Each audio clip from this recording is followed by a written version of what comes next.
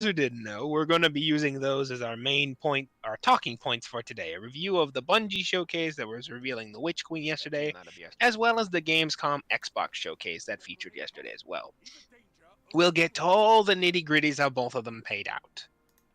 So, Justin, Yes. which one do you want to start with? Dealer's choice. I'll say let's start with the nice thing. Let's start with some Bungie news.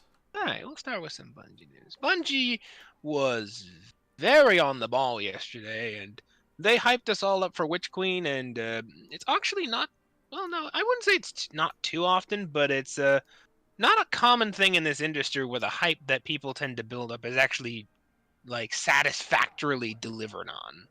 Bungie managed to do all of that and more in their showcase. They revealed a bunch of stuff. They revealed crossplay, starts as of now yesterday.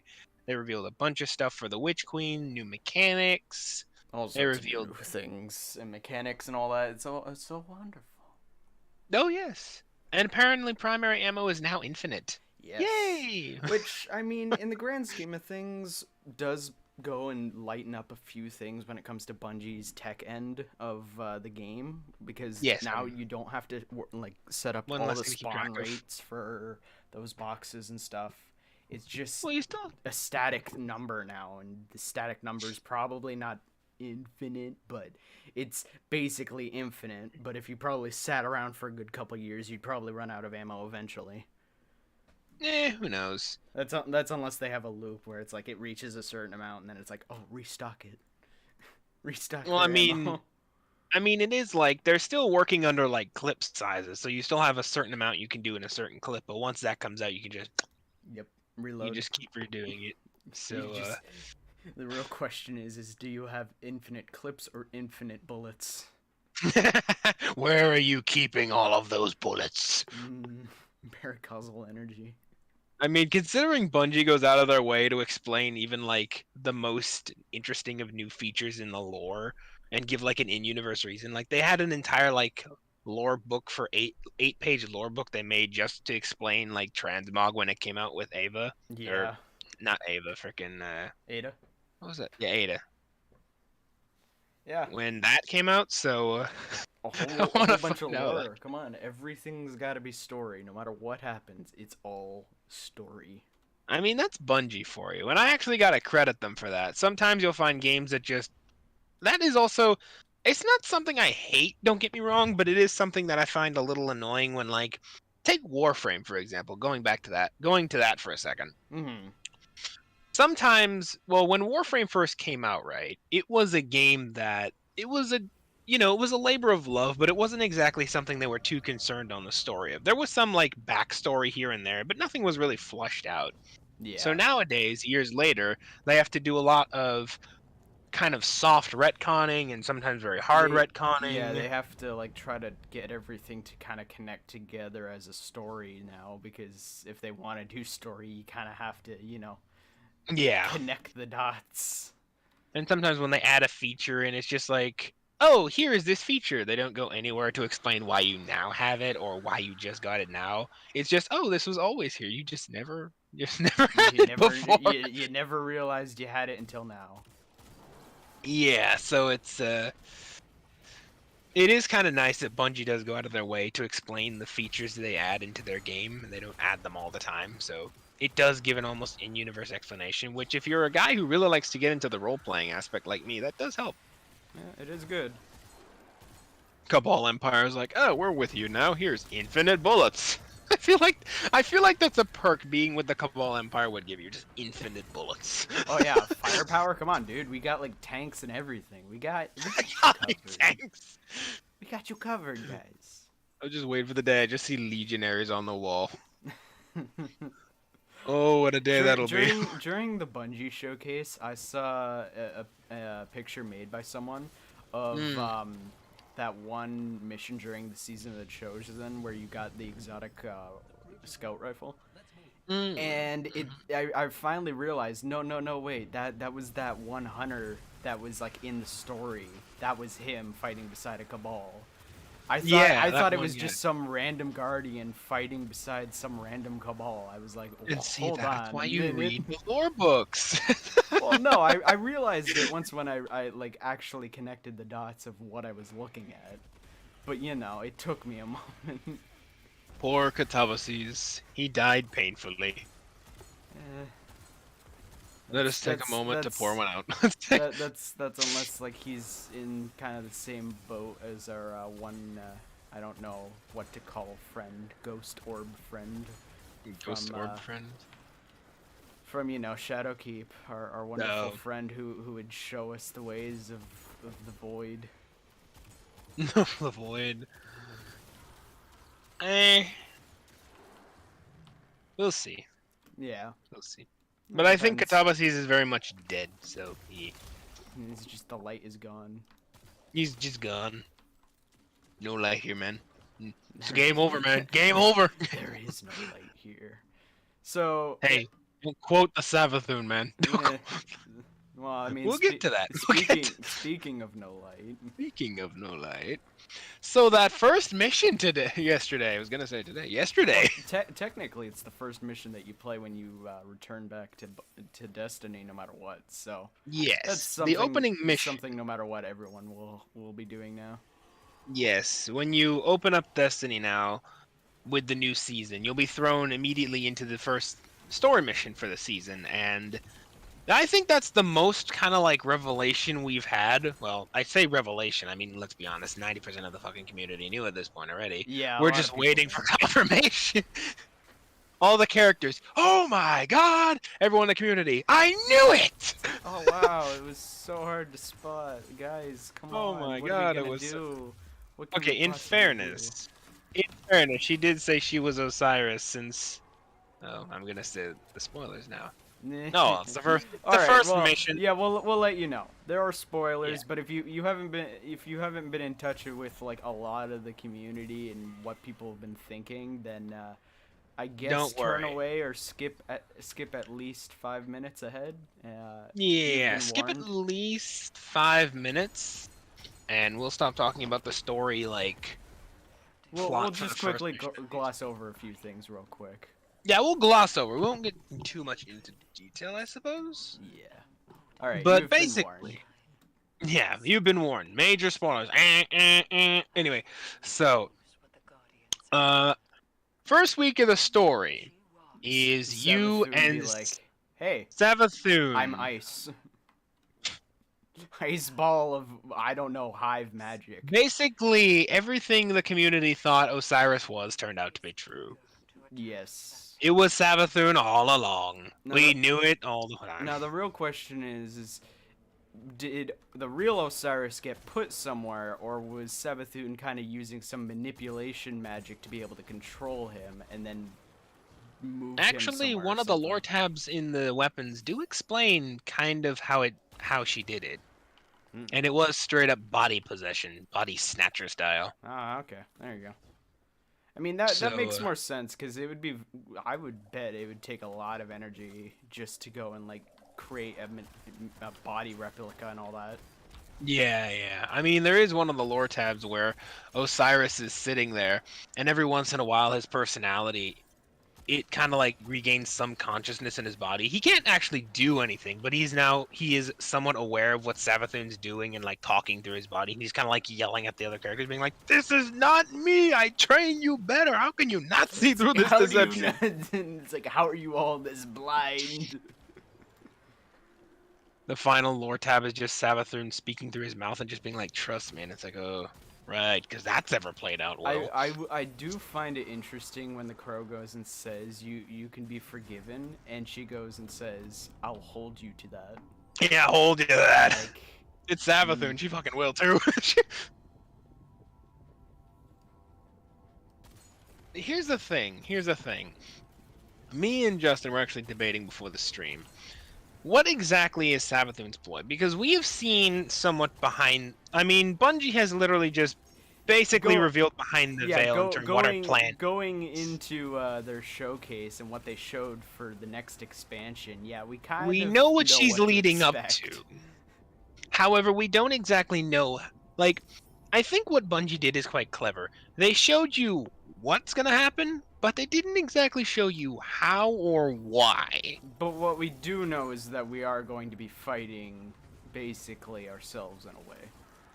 Yeah, fun fact, this is just showcase, so not story spoilers. It's probably all over the internet at this point. Actually, no, Yeah, it is certainly all basically over- the next expansion is basically going to be Shadowkeep 2.0, but instead Oh, of no, much darkness, worse. it's light. Oh no, much worse, man. Guess what? Here it is. The Hive now have ghosts. Yep, it's happening. But Don't know how, don't know why, but but it is. good news for all Guardians. We've been fighting each other in Crucible and know what our strengths and weaknesses are for Now so we know long how- that now we have to we've use. kind of been training for this kind of thing. Now Saladin can use. Now Shax can use that in the promotional material. I'm sure he's so happy. Training and what, montage, fighting the Hive.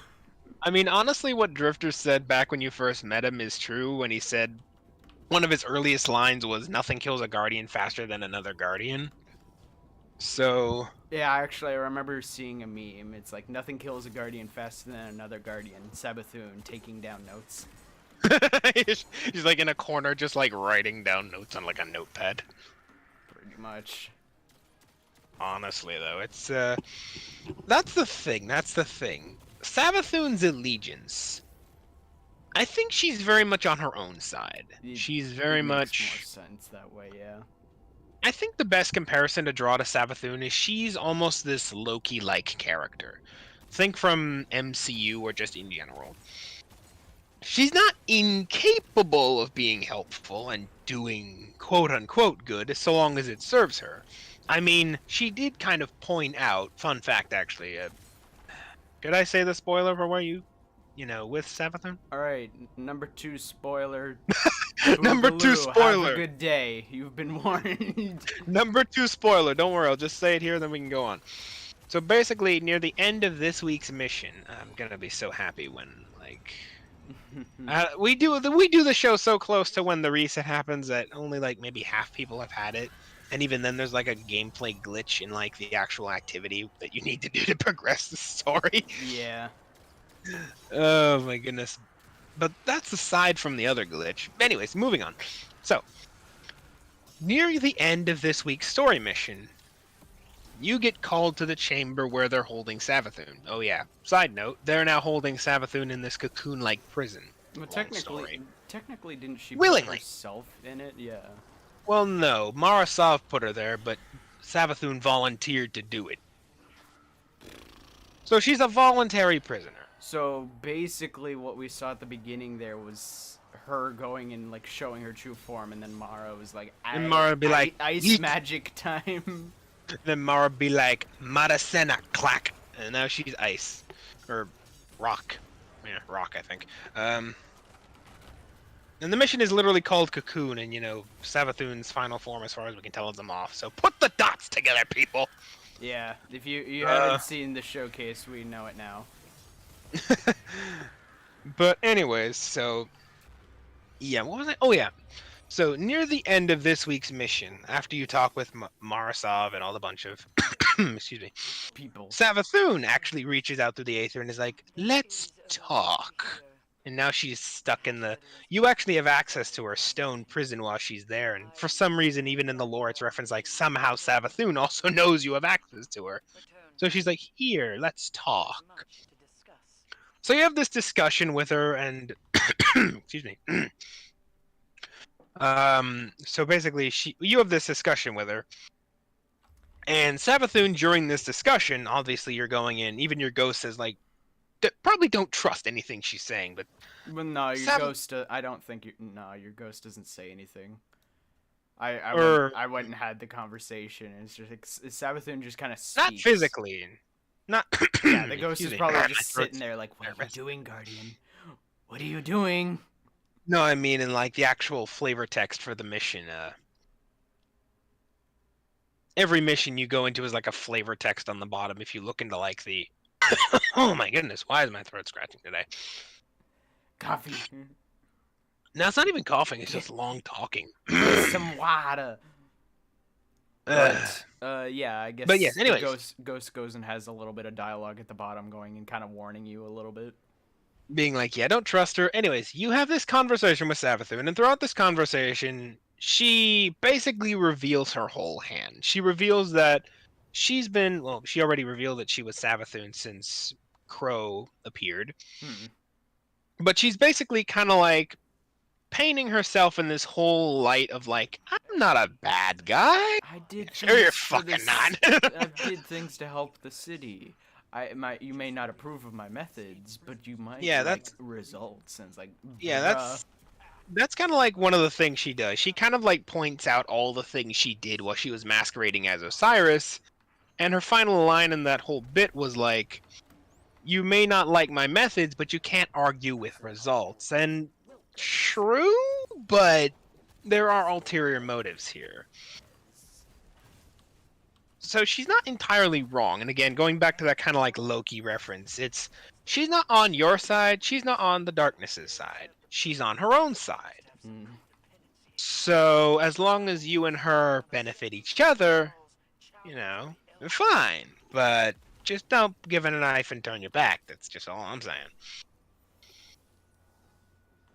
And I mean, it makes sense because you actually mentioned Shadowkeep. Funny enough, you should mention that. Hmm. In the books of in one of the lore books for Shadowkeep, I think it was I can't remember which book it was, but it was the one where they were covering the inner politics of the Hive on the moon. Now that Crota is dead, right? Yeah.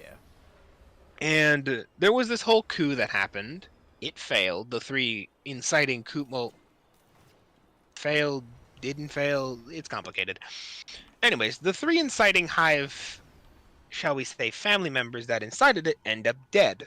The most cunning of them actually ends up in front of Savathun, Yeah. who masterminded the whole political schemes and has been playing both sides as usual.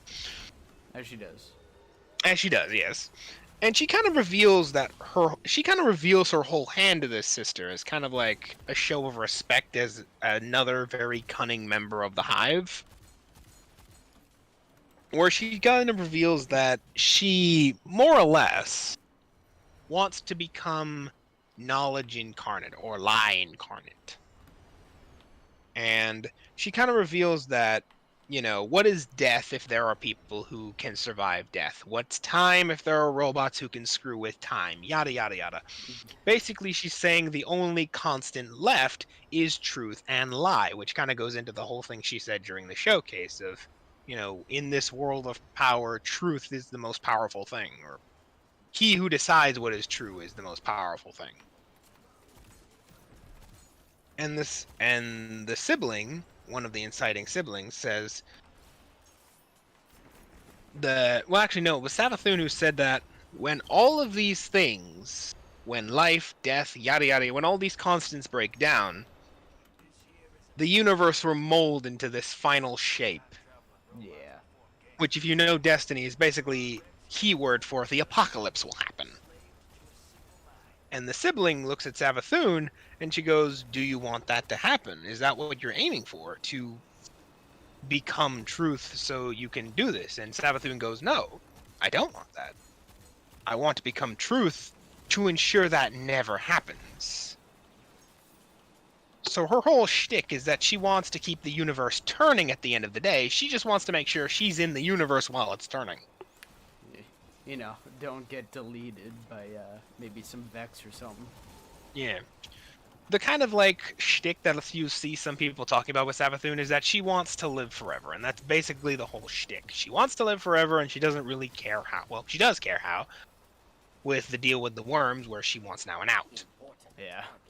She certainly doesn't want to be wormed anymore. Wormed anymore, exactly. But yeah, so that's kind of the whole shtick. She wants to live forever, but she kind of sees that now her deal with the worms is pretty much a raw deal if there ever was one, where the worms are gaining a lot more than she is. Yeah. So she wants an out. But as we clearly see in Witch Queen, she has a backup plan where now that the worms are gone, she'll side with the light. In a Preference way. the light, not the traveler.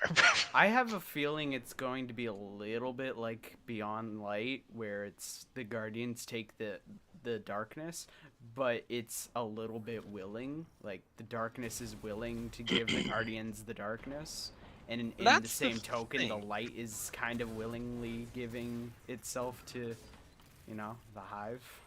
That's the weird part. I can see the darkness being taken by something because the darkness's whole philosophy is if you deserve me, then you'll have the power to take me.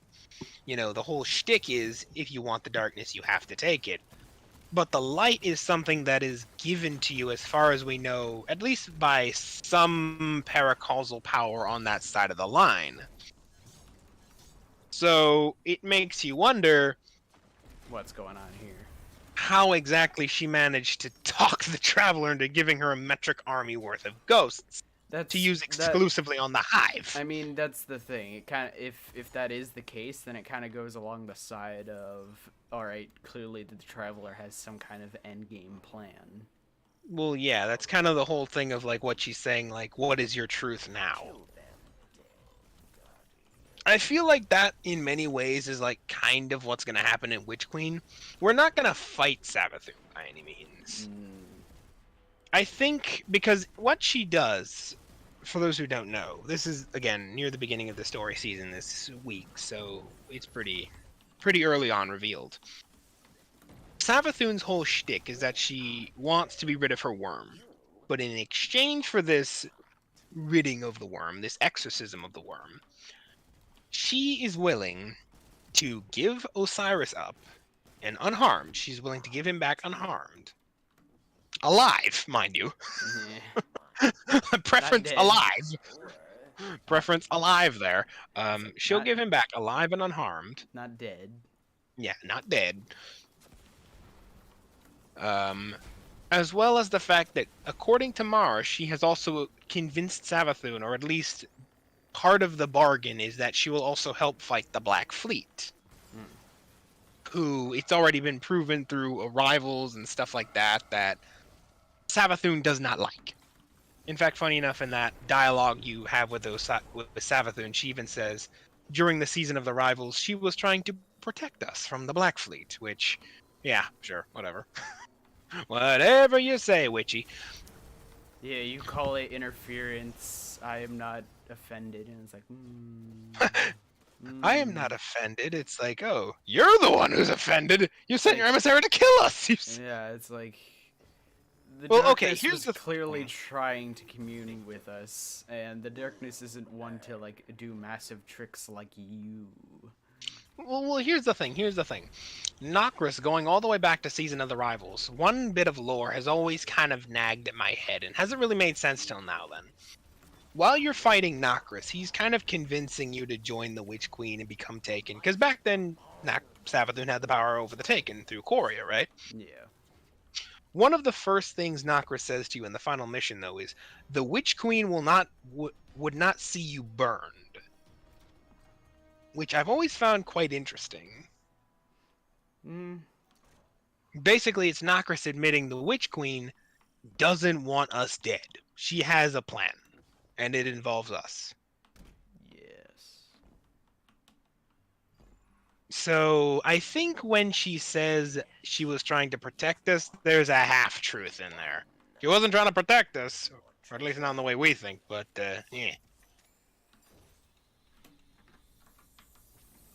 If you could even call that protection, but anyway. Yes, my protection. I'm not going to kill you. I'm not gonna kill you. Let me take your word. Yes, mafia protection of you don't die. Yes. Truly a heavy-handed tactic. But anyways. So it is kind of this hinting that Savathun does certainly have a plan that involves us. One of the interesting things she says during the conversation is "O Guardian Mind," which if you know what that O something mind prefix is, it's pretty problematic. Yeah, a little bit of a problem there.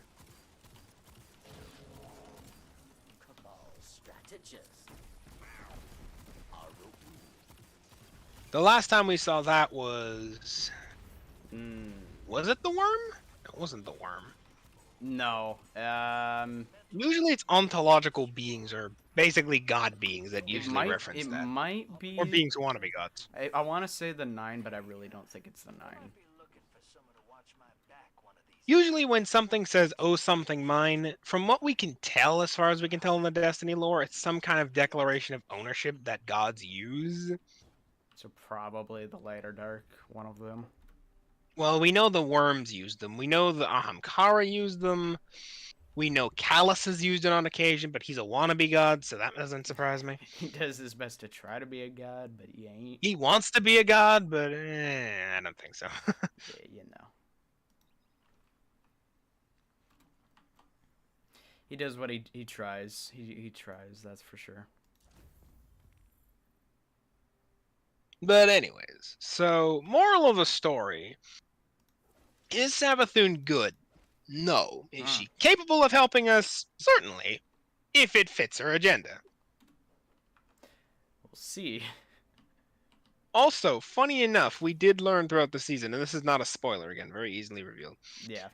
We now learn that Zivor Wrath is hunting down Savathun. So what people were kind of speculating, or what a few people were kind of speculating, I saw sometimes in the comment sections, that maybe Zivor Wrath was hunting down Savathun in season of the word where you meet the crow. Yeah, the season of the hunt.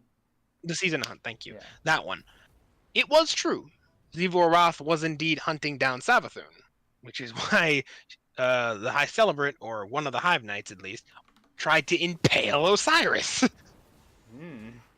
And Savathun reveals throughout the course of this that Zivor Wrath is hunting her down on the orders of another.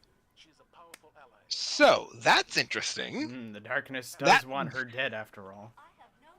Well, that at the very least means something out there is powerful enough to compel a hive god to act as a minion. Well, I mean, isn't that literally the hive to the worms all the time, basically? That's the thing. The worms usually don't get involved. In fact, the worms have a very hands-off approach to everything they're doing. The worms, as far as I know in Destiny lore, have never actively interfered in hive politics and hive agenda. No, okay. Well, something's going on. It's obviously yeah, so it's darkness related. Something. Who knows? Maybe that old theory about the Veil being the race created that holds the pyramid ships and all that shit. Maybe that's true, and the Veil have convinced Dash, threatened Zivor Wrath to help out. Yeah. Maybe the Veil have threatened Dash, convinced Zivor Wrath to, Okay, no, let me say that differently. They've persuaded Zivor Wrath to help them out. Which is, by itself, very terrifying, because of all the Hive siblings that exist of the 3 original Hive, that being Oryx, Zivor Wrath, and Savathun, who we've met, regrettably, Zivor Wrath is the god of war, a warmonger to a T, and basically the best warrior in the entire Hive Empire. So, something strong enough to convince her to play along, that's a terrifying thought. Not many things can compel her to obey, if anything. It's like, you want to control me, you fool. Honestly, the only person who could maybe convince her to play along was her brother Oryx, who is dead. He's dead. Yeah. Oryx was the head of the Hive God Pantheon, so... But, you know, like I said, he's dead, so... Not particularly around anymore on that front. Yeah, not particularly around anymore, so, that doesn't leave many options. Not particularly. So, what leaves left? The other Hive guys, you know? The other worms. I mean, in the Hive. I suppose the worms, but like I said, we've never seen the worm ever interfere in no, Hive like politics. by like worms, I mean like the power the worms have given the Hive, and the Zivor Wrath probably going to go and be like the last Hive related being that's got like this end all be all plan pretty much now. Well, that's the weird thing. Zivor Wrath is one hell of a warmonger and basically the literal embodiment of war, but she ain't that smart. as far as we know. So She, that's probably the not reason the why she greatest got schemer. controlled. Yeah, she ain't the greatest schemer as far as we know. That's why Savathun more or less played her like a drum back in the Dreaming City, because way smarter than her. Well, I mean, I'm pretty sure the god, well, the hive god of cunning and all that would be able to go and Particularly smart. outsmart. The god of war. But, yeah, as far as we know, Zevo Wrath is a warmonger, but she ain't that much of a schemer, so... I feel like whatever convinced her to play ball with them would have to be very powerful. Like, way more powerful than her, which is a very small list when you consider who we're talking about. Yeah, not many that can. Not many that even exist that can do that. Yeah, I mean, there was the darkness itself in Shadowkeep that was able to like completely control your ghost, basically. True, but But okay, yeah, that's I think that was more of like a light and dark based thing where like they're both yeah, basically the same entity, like the same energy. It's just different forms of it. that's the thing. Everyone says that in like Shadowkeep, what was talking to you through the lore books and like through the thing was the actual pyramid ships. I don't think so. The only time you've spoken with the pyramid ships is when they've possessed your ghost. Because they're just that powerful. That they overrule the light and basically possess your ghost. Yeah. But the lore books are when you actually speak to what is equivalent to the darkness or the winnower itself, which from what we like here's the thing. If you read the Unveiling lore book, which is actually when you yeah, I think it's the Unveiling lore book. I'll have to check again. It's been a while since I've read them, but it's Double the check that. I believe it yeah, I believe it's the Unveiling lore book. When you get communications from the orb you get in the Black Garden. This, I believe, is from the Winnower or the darkness itself. Callus is jealous somewhere, I'm sure. And when you read them, it almost feels like you're talking to the Gravemind. Well, obviously, Like there's I mean, bro, it. they get like There's this mega almost grave mind feel there. honestly, there's almost this sense of poetry to everything it says. It doesn't ever speak, not clearly, but it always A seems to little bit give in these. riddle. Yeah, almost like in riddle and rhyme. It always tends to have this it's never self-assertive though. No. It just speaks its mind and its opinion. But even at the end of the lore book, it contradicts itself saying, I might be wrong. Who knows? We have never heard the Maybe I've pyramids ever lied. claim to be wrong. That's the thing. Versus when we interact with the pyramids on things like Europa in Beyond Light or Shadowkeep, they've always claimed we're your salvation. We are the right path. We are the way. He does not know the way, but There is sorry, no way. I had to do it. I had to do that, but the pyramids have always been very self-assertive, very plain when they speak. There's never been any sense of riddle or illusion with them. Yeah, They've always they've so I been feel very like indirect with their messaging and kind of like trying to trick you a little bit. yeah, whereas Unveiling is very poetic. It feels very contradictory. It feels like you're having a conversation with God itself, which in a way you are. You're having a conversation with the literal embodiment of death. But death is not very assertive of its role. It has an opinion on how things should be done, most certainly, but it even admits, I could be wrong. Whereas the pyramids have never been that. So I feel like Unveiling is the only time we've actually ever truly spoken with the Winnower, whereas every other time we've spoken with the pyramid ships, or if you believe the rumors, what could be the Veil.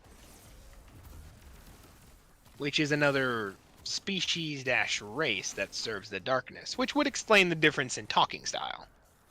Yeah, yeah, but it would explain a few things.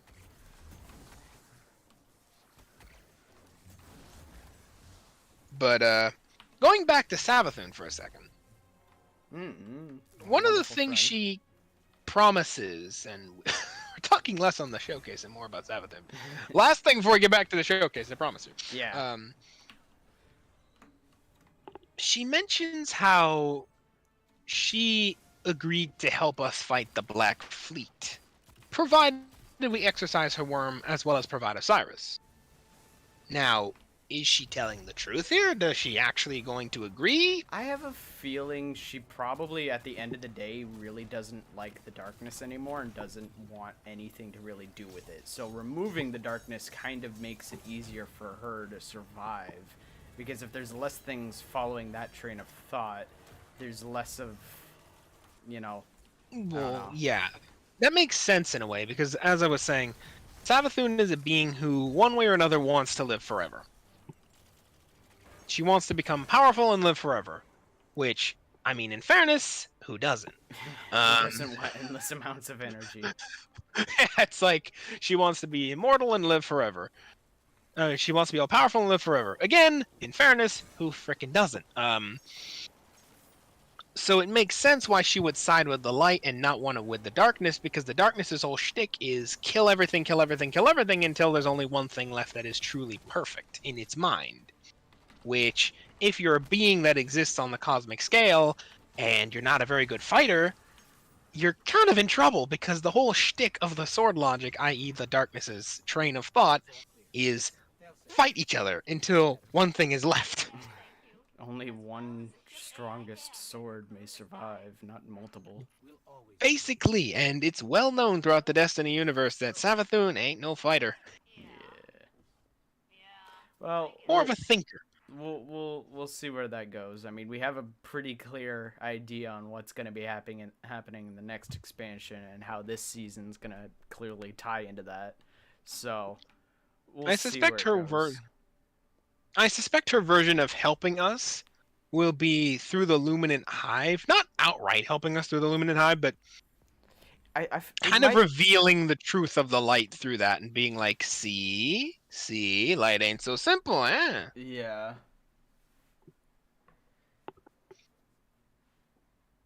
It's like almost as if anything could technically use the light and become a guardian in a way. I mean, the kind of shtick of the throne world you're going to go to, which is Savathun's throne world for the expansion, is that's where she hides all her secrets. And fun fact, they're going to revamp. Actually, this also ties nicely back into the showcase. Nice transition here. In the showcase, they talked about revamping the light subclasses come Witch Queen. And they're going to do basically what they're doing with Stasis now with Aspects and Fragments, but they're now going to do that with the light subclasses. Yes. And they're starting that in Witch Queen with Void. So, going back to how Bungie likes to have a canonical reason for why they change things or why they add things, this would be a very nice way to do that. Yeah, allows Savathun being like, hey, you can do a lot more with the light if you know how. The light isn't just one-dimensional. It ain't no one-dimensional. I just see her holding like a prism cube. Yeah. But that's way more amusing than it should be. But yeah, that would be a nice way to kind of introduce that, with her kind of opening up the doorway in many ways to that possibility and ideal. Well, I mean, we'll have to see, because I mean, it does feel like she's. I wonder who the vendor will be. I'm honestly wondering. She's probably gonna try to see if she can convince us about the light and the dark and how it all kind of ties into one another and works as a whole, how light and dark interact with one another truly, not how it seems and how the light's shown us how it seems. Yeah. I think the best way to describe it all is kind of in one of the comments I read last night, which is, she's not our friend. She will never truly she will never truly be our friend, quote unquote. But she's smart, really smart. And she has a beef that much is certain, with the Black Fleets. which is Yes. very clear as to why she wants them gone. Again, she wants to live immortal and live forever, so it would make sense to side with something that's, objective in all of these things is to keep the universe spinning and thus ensuring you don't end up dead. Everything doesn't end just yet. So the whole shtick is going back to that comment that she's smart, really smart. And she knows that she doesn't have a hope in hell of fighting the Black Fleet unless she has us. Yeah. So she may not like the There's deal per se, there's also but a chance that she might be trying to go and be rid of the light and darkness as like gods and try to make them as like natural forces in the universe where I believe everything they has already are. well yeah but no like natural forces in the universe where everything has an amount of light and dark in it and her Mm. way like it goes and ties into the whole like I live forever thing because it's like if you have a whole bunch of light and dark in you you can't die because it's like all this energy and like truly paracausal not the You paracausal we are because we have something connecting us to it. We're actual paracausal. you said that, and all I just got was that scene from the old Aladdin from the GD. Unlimited cosmic power. I just saw that in my head when you said that. Giving me all the great Robin Williams makes me laugh. Oh my goodness. Anyways. Mm-hmm. Too much power has gone to some head. Itty bitty living space. I just saw no, I just saw that same image with Savathun in just her throne world. Unlimited cosmic power goes to the throne world. Itty bitty living space. Yeah, well, you know, we all gotta make limitations somewhere. I mean, she's got a And palace, so she's not that I many guess limitations. what's happening right now is a good segue into some of the seasonal based stuff going on in Destiny. One of Yes. the new activities is quite bugged, very very bugged, in fact. Yes. Good you brought it up and not me. Good. So, well, I mean, I'm clearly playing it right now, so you know. No, I'm not. I'm. Peek behind the curtain, ladies and gentlemen. I am actually not watching the stream. No, I you're not actually have watching the stream this time. no. I peek again behind the curtain, ladies and gentlemen. I interchangeably sometimes watch everyone's stream as it's being recorded to keep track of things. But if we have a very big topic and stuff like that, my screen will just be loaded with a bunch of like press material and stuff like A that. bunch of tabs about it. Yeah, a bunch of tabs and articles where I can just reference back and forth. It's a bit of a pain, but I make it work. Yep. But in this one, I've actually just not been following along the stream just to give my brain a rest. But you know what? I think I'll follow along. I'll follow along. But There you go, ladies and gentlemen. You found out how I did things. You're welcome. but yeah, pretty much the new seasonal activity has a lot of bugs where it will. I want to say soft lock, but I really feel like it's a hard lock where something I feel like happens and yeah, it something just happens all near the end. breaks where all of the transitional material just something happens during that and you can't Yeah. continue. Some people will be trapped at a section where you have to use batteries to go and get rid of the shielded hive or the shielded taken. And where I was, And the old I Taken was trapped at the ether section where you got to stop the Yeah. storm. So Yeah, so, that seems to be like two areas right yeah, there. something's been happening. Also, if you saw, I found a little platform where you can see underneath Yes, I it, did see and that. yeah, so yeah, there's been a good couple of those I've found in the two new maps, I guess so far is that Oh. activity as well as the activity in the void space that is the Taken world. Well, I mean, in fairness, it's not like those are exploitative because from the No, very small no. scene I got there, you can't exactly shoot at anything either. So it's not like you Well, could sit there and just well, snipe it. technically though, the one that in the Taken space, I forget what the ascended plane. Uh, Hmm.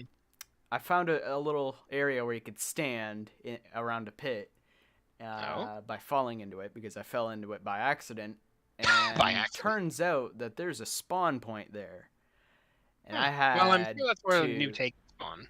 yeah, but it I had to really struggle to get out and not have to reset my mission because it was not fun getting out of that. Well, there you go. But So yeah, watch where you're falling when it comes to falling in pits. also, minor gripe while we have the mic and everyone on the internet, let it be immortalized.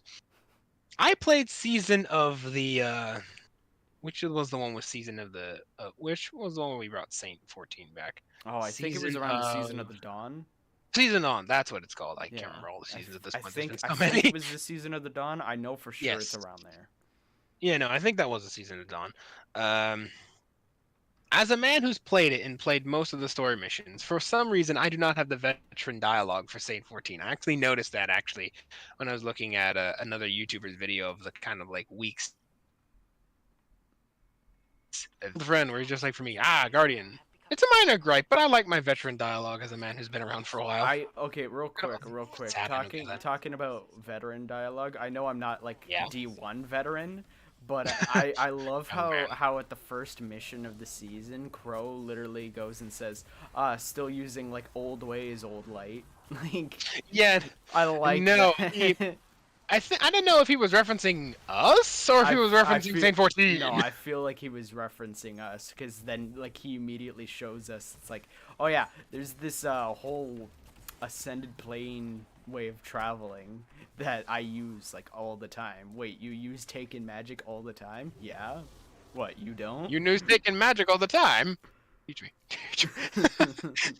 I'm an old man. Sorry. When I was a young Back guardian, we in didn't have my none of this. day, we Back walked in my from point day, A we to point walked. B.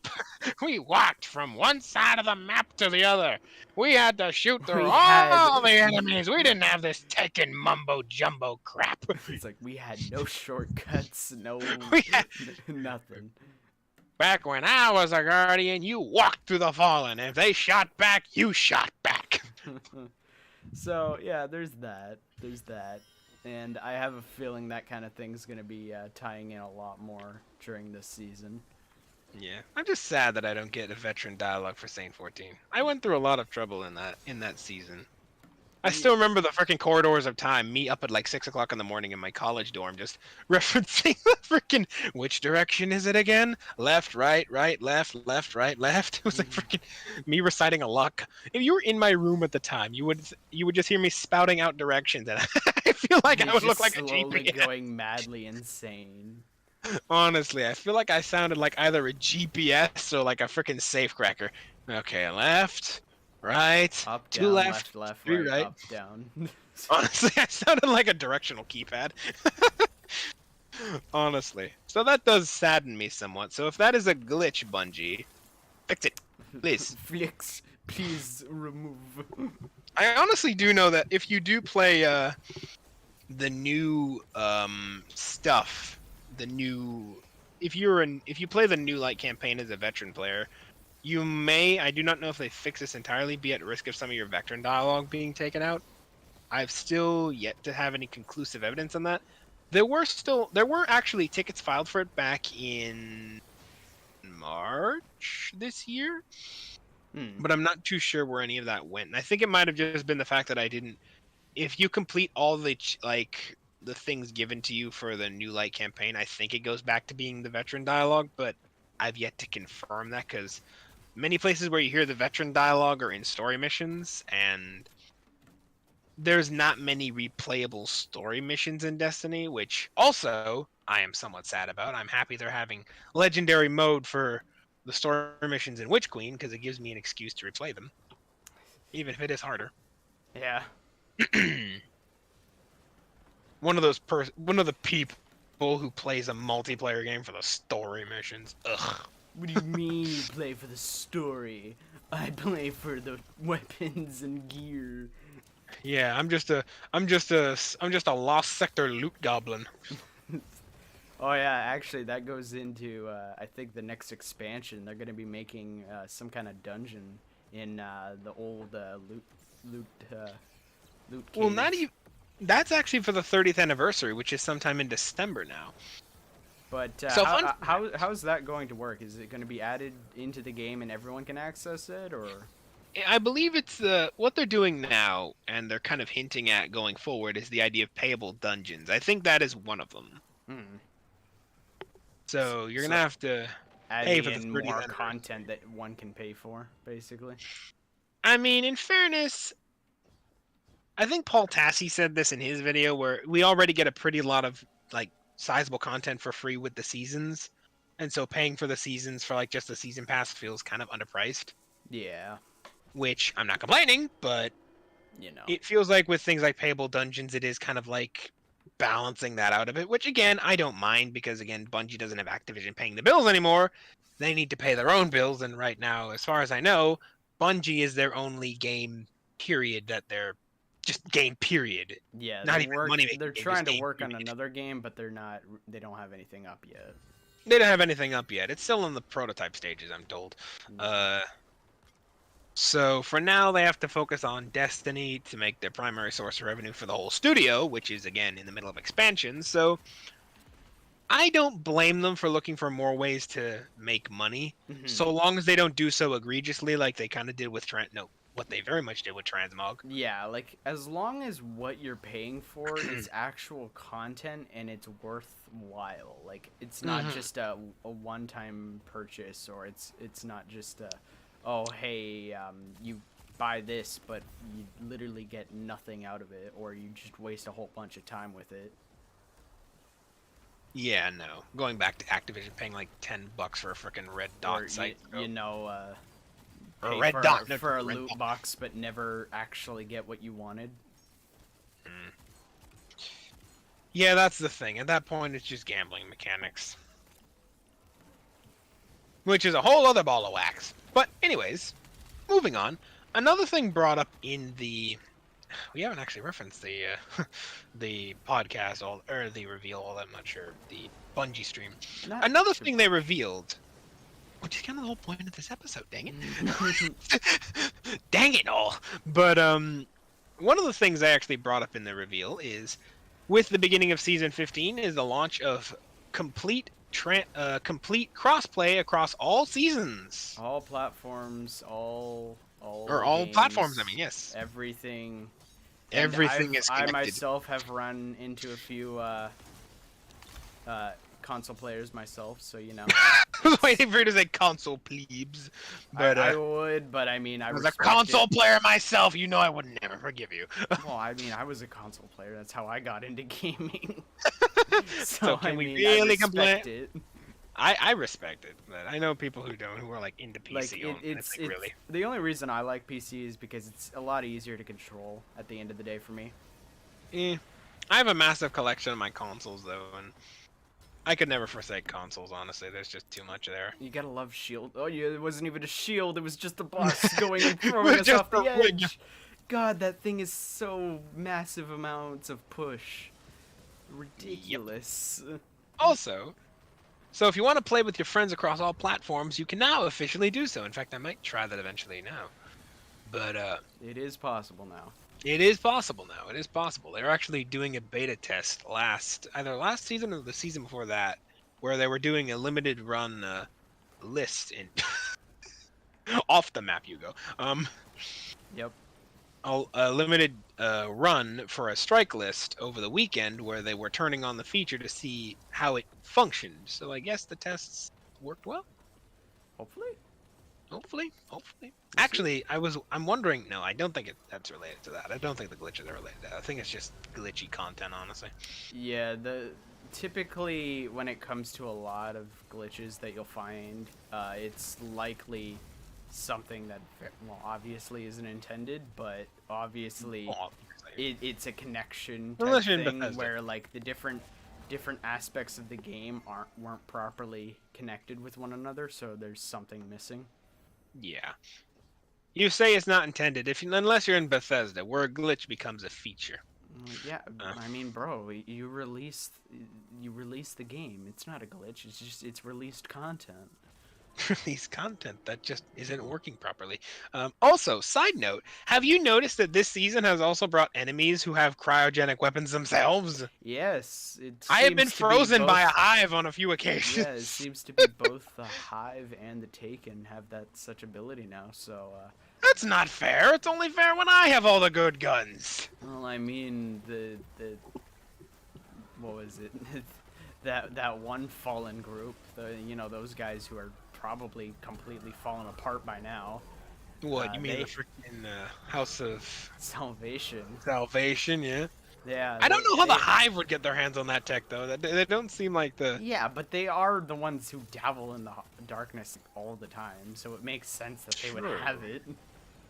True, but they're nowhere near Europa, so it seems kind of weird that they would just randomly have it. Now, if a Fallen were to randomly come at me with a stasis gun, that would make a little more sense. We could just say, oh, he's ex-House Salvation. Okay, cool. He just stole something before he left. You know, they were working on weapons that used stasis, so you know. So it makes sense, right? To have some of those prototypes still running around, but for the Hive to just randomly come at me and freeze me being like, bro, only fair when I have the good guns. Oh my goodness. So, all in all, the Bungie showcase was very, very good. It showed us a lot of stuff. Oh yeah, there's crafting in the Witch Queen, but that's another note. Later. Later. All we need now is like item trading and stuff. Item trade. Oh my goodness. Yes, there is a lot of things that Bungie revealed during that showcase. And again, link in the you did link in the description. Yeah, no, Okay. both the streams cool. are there. You can So- check them out for yourself if you'd like to go and look over some of the stuff that's been seen. It is a lot. So Yeah. I would recommend at least looking into the Destiny stream. like the Destiny stream alone Has was mostly kind of anniversary based stuff, but they did go Yeah. over a fair amount on what they have planned for the next expansion, so there's a lot of that. weirdly enough, no talk of Destiny, Destiny's future as an IP though. Well, beside their just straight up game, people were actually betting we might hear something about a TV show or something. Now that there's been talk about bringing it to other, That's mediums other than that's gaming. the thing. Like, if they were just starting to work on that type of thing, then likely going to take a little longer. Still in the brainstorming because, phase, I'd imagine. yeah, they'd have to set up a lot of things. Well, it's Bungie. I'm sure they have a lot of X connections that they can call upon. Anyways, so what was I gonna segue into after that? It was gonna be that. That's the whole channel's purpose. But yeah, no, that's what I was gonna segue into.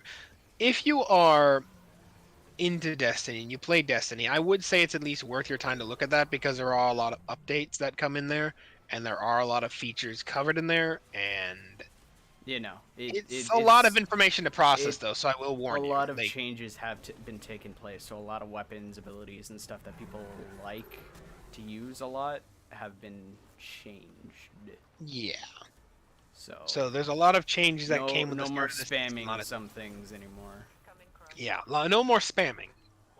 But yeah, there's a lot of changes that came with this season that they were talking about before it launched, as well as all the stuff that, like I said, just came with this season. So a lot of stuff on the table.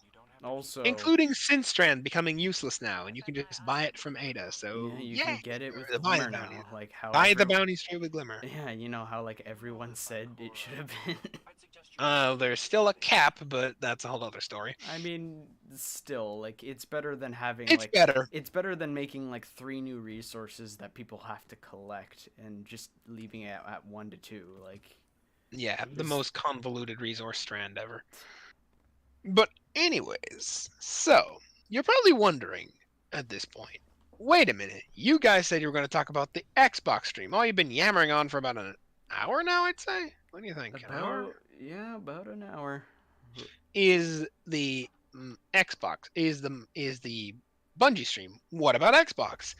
Well, here's the thing. As we said last stream, it would be amazing that they go and talk about their flagship game, Halo, because Halo Infinite was pretty much scheduled to be coming out around this year, around the end of the year. So around the end of the year, it makes sense to go and start continue showing some stuff, show some progress, get that out. I admit the reason I haven't been talking about it or leading the conversation that way is kind of on purpose, kind of because I've got a lot of stuff to talk about with Bungie, but it's a little 50-50. As for why it's kind of on purpose, well, as you may have been hinting with what Justin has said, yeah. So, I was watching the stream yesterday, right? I'll just start off with some pointers. Mm-hmm. Watched the stream yesterday, and it basically showed a bunch of, I can't remember if it's third party or first party. Xbox has bought a lot of studios up recently, so I can't remember who's owned by who anymore. But however, they showed off a lot of games. Well, they showed off. Let's see, Psychonauts. About 4 games, I believe. Yeah, they about showed 4 off a games. few games 4 or that 5. people have been a couple people have been anticipating for some time now. About 4, 5, 6 games. I can't remember. Hmm. But anyways, including Psychonauts, which, if you ask me, I just wanted to say this one way or the other. It looks like Persona 5 on a bunch of it. It looks like Persona 5 if there was a lot of LSD in the plot. That's not a bad thing. No. But weird. But anyways, you'd think that they would, as Justin alluded to, talk about Halo, and many people were actually watching exclusively for that. However, when the end of the stream came, they hyped up Forza, something up they've been doing recently rather a lot.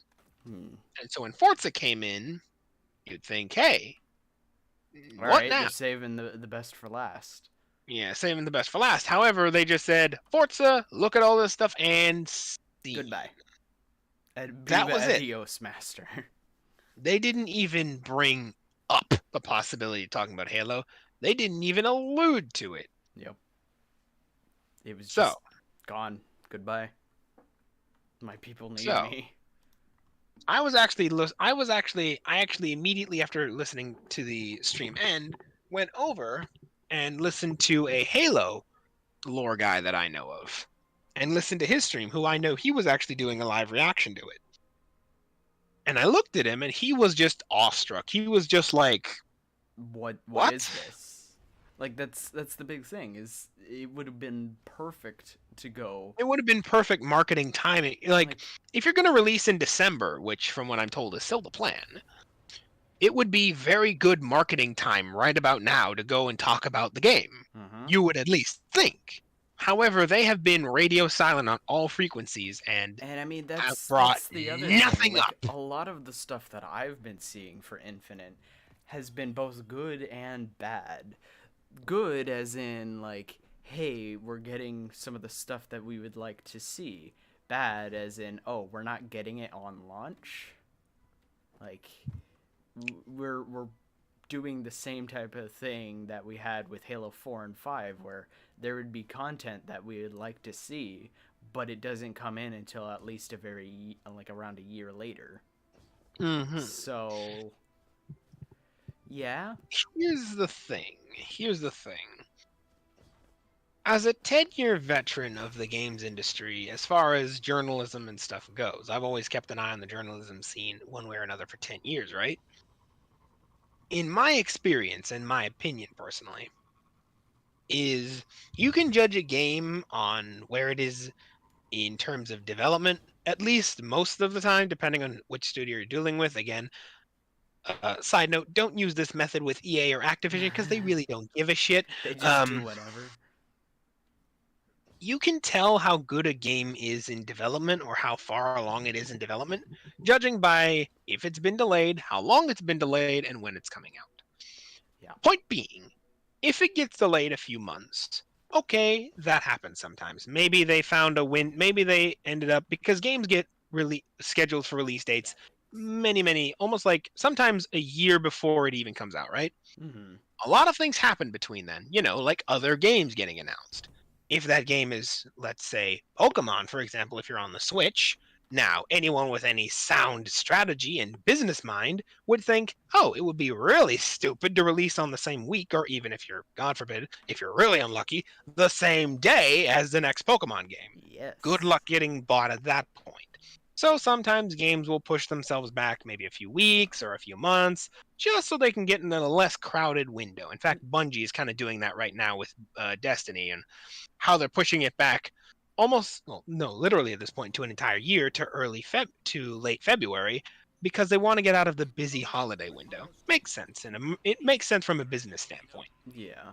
The second reason it could get put back a few months is if the game found a glitch or a few bugs in it that the developers want to work in, or if there's still a little bit of features they want to add in before it releases. Yeah, and that's the thing when it comes to Infinite At right this point, now is this a good thing or is this a bad thing? if it gets Did they go and not show anything because they would like to go and surprise people with everything, or did they do a boo boo? well, again, if it gets delayed a few months, like I said, they could be working on several features because at this point, if it's several months before, there's a good chance the discs, if it's like 1 or 2 months before it releases, the discs are most certainly already printed and are probably already on their way to stores. What they're doing at this point is they're working on day one patch stuff. Yeah. Add in features, maybe put in some content, yada, yada, yada. Usually for this kind of stuff, it's just continuing to squash bugs that couldn't make it out before the production schedule. Yeah. However, what you really don't want to see, and you really don't want to see ever really, and it's becoming unfortunately more often with COVID, games getting delayed indefinitely. Yep. That is never a good sign. That means several things, or could mean several things, I should say. Number one, the game is now suffering from major feature creep and is in what is now colloquially something. Yeah, I think I'm close. Referred to in the industry as development hell. Yes. What do I mean by that? Well, it means the game is in a state of development where it's hell for the developers, it's hell for everyone around it. And there's a good chance it may not come out anytime soon, if at all in some cases.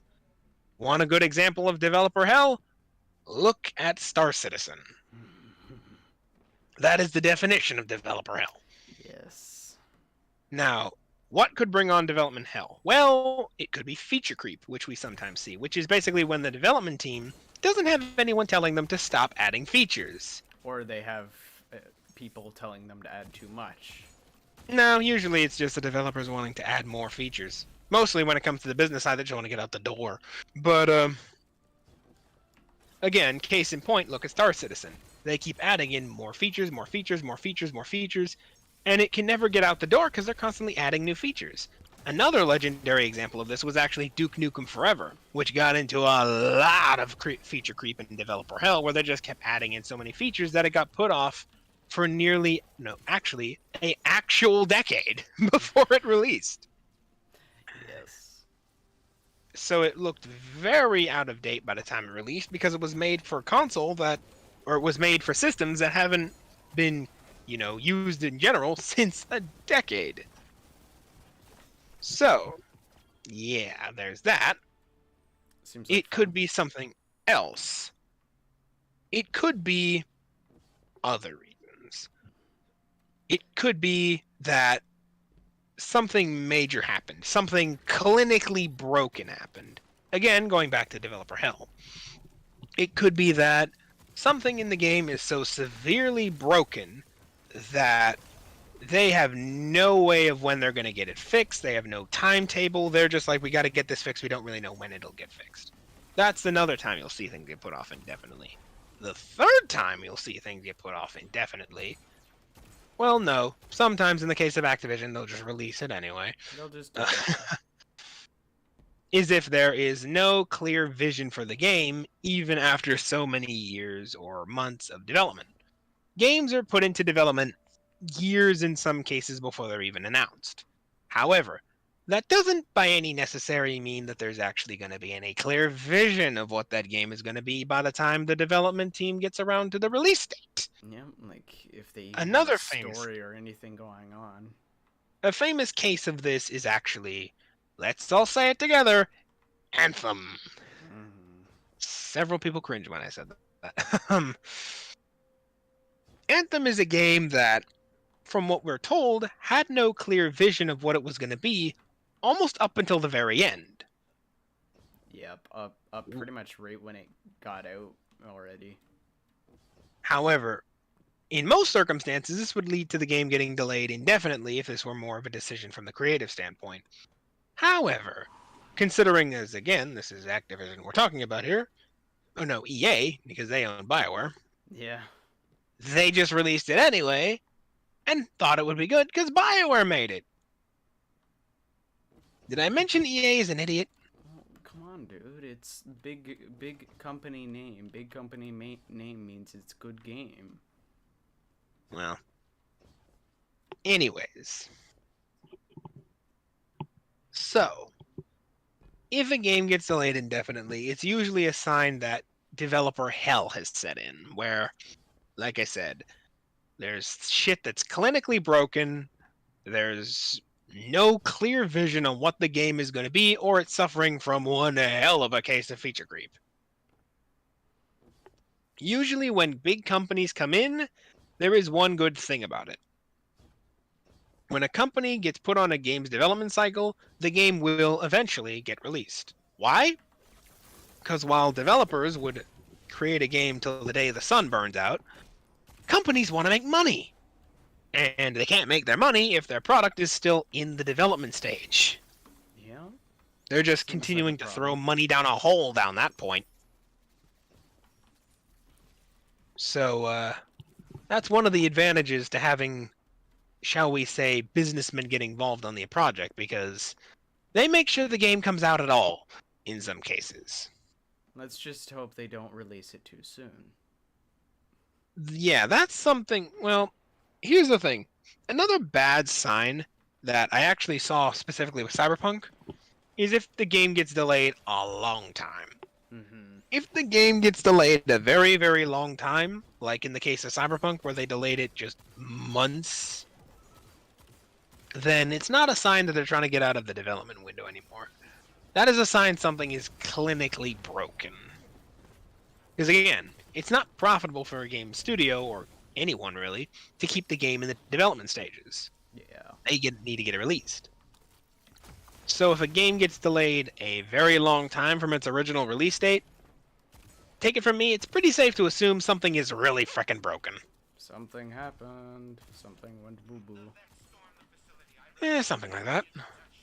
In the case of this, however, unlike PlayStation with God of War, who even address in their showcases that they won't be talking about those things going into the showcase, Xbox has been radio silent on all channels regarding Infinite just in general. Yeah, Which they've gone silent since a lot of criticism for some of the things have come through. which could mean that they're either just focused on getting the game fixed or getting the game out, and they don't really have the time, or they're just more focused on fixing the game than addressing any stuff about why people aren't getting shown the game. Or, like I said, something is very wrong. What that is, again, in this industry, could mean many things. Many things. And I especially am not surprised it has to do with Halo Infinite. Halo Infinite is the flagship title of the Xbox. Let's just admit to it. Yeah. That needs to sell well, and that needs to be a very good game. Why? I mean, if you can't really It's get much Xbox. with that, then... And that's also another reason why they probably went around and tried to buy out some other companies and get some more games, because they don't want just Halo, because they know Halo can't do everything. Well, that was one of the major criticisms at the end of the Xbox One generation. Xbox One as a console, once the upgraded version of it came out and the graphics weren't utterly terrible, wasn't a bad console. In fact, it was actually the most powerful console on the market once the upgraded versions came out. However, there was one problem. A severe lack of first-party games. Yeah. Which, in this day and age, is what sells consoles. Games that are exclusive to that one console. Not exclusivity, don't get me wrong. Epic, do not frickin' take notes on what I'm saying here. No. That's not what I meant.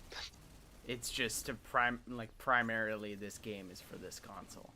Yeah, primarily games are for this console. That's why you see things like God of War, Ratchet and Clank, and Horizon Zero Dawn getting hyped to hell and back by these companies, because these are the things that are exclusive to their platform, and they intend to kind of make synonymous with the brand. These are the things that sell the plastic hunks we buy for several $100 every few years, or in the case of Walmart in Canada, $1,000 and a few $100, which is a whole other gripe I have with them.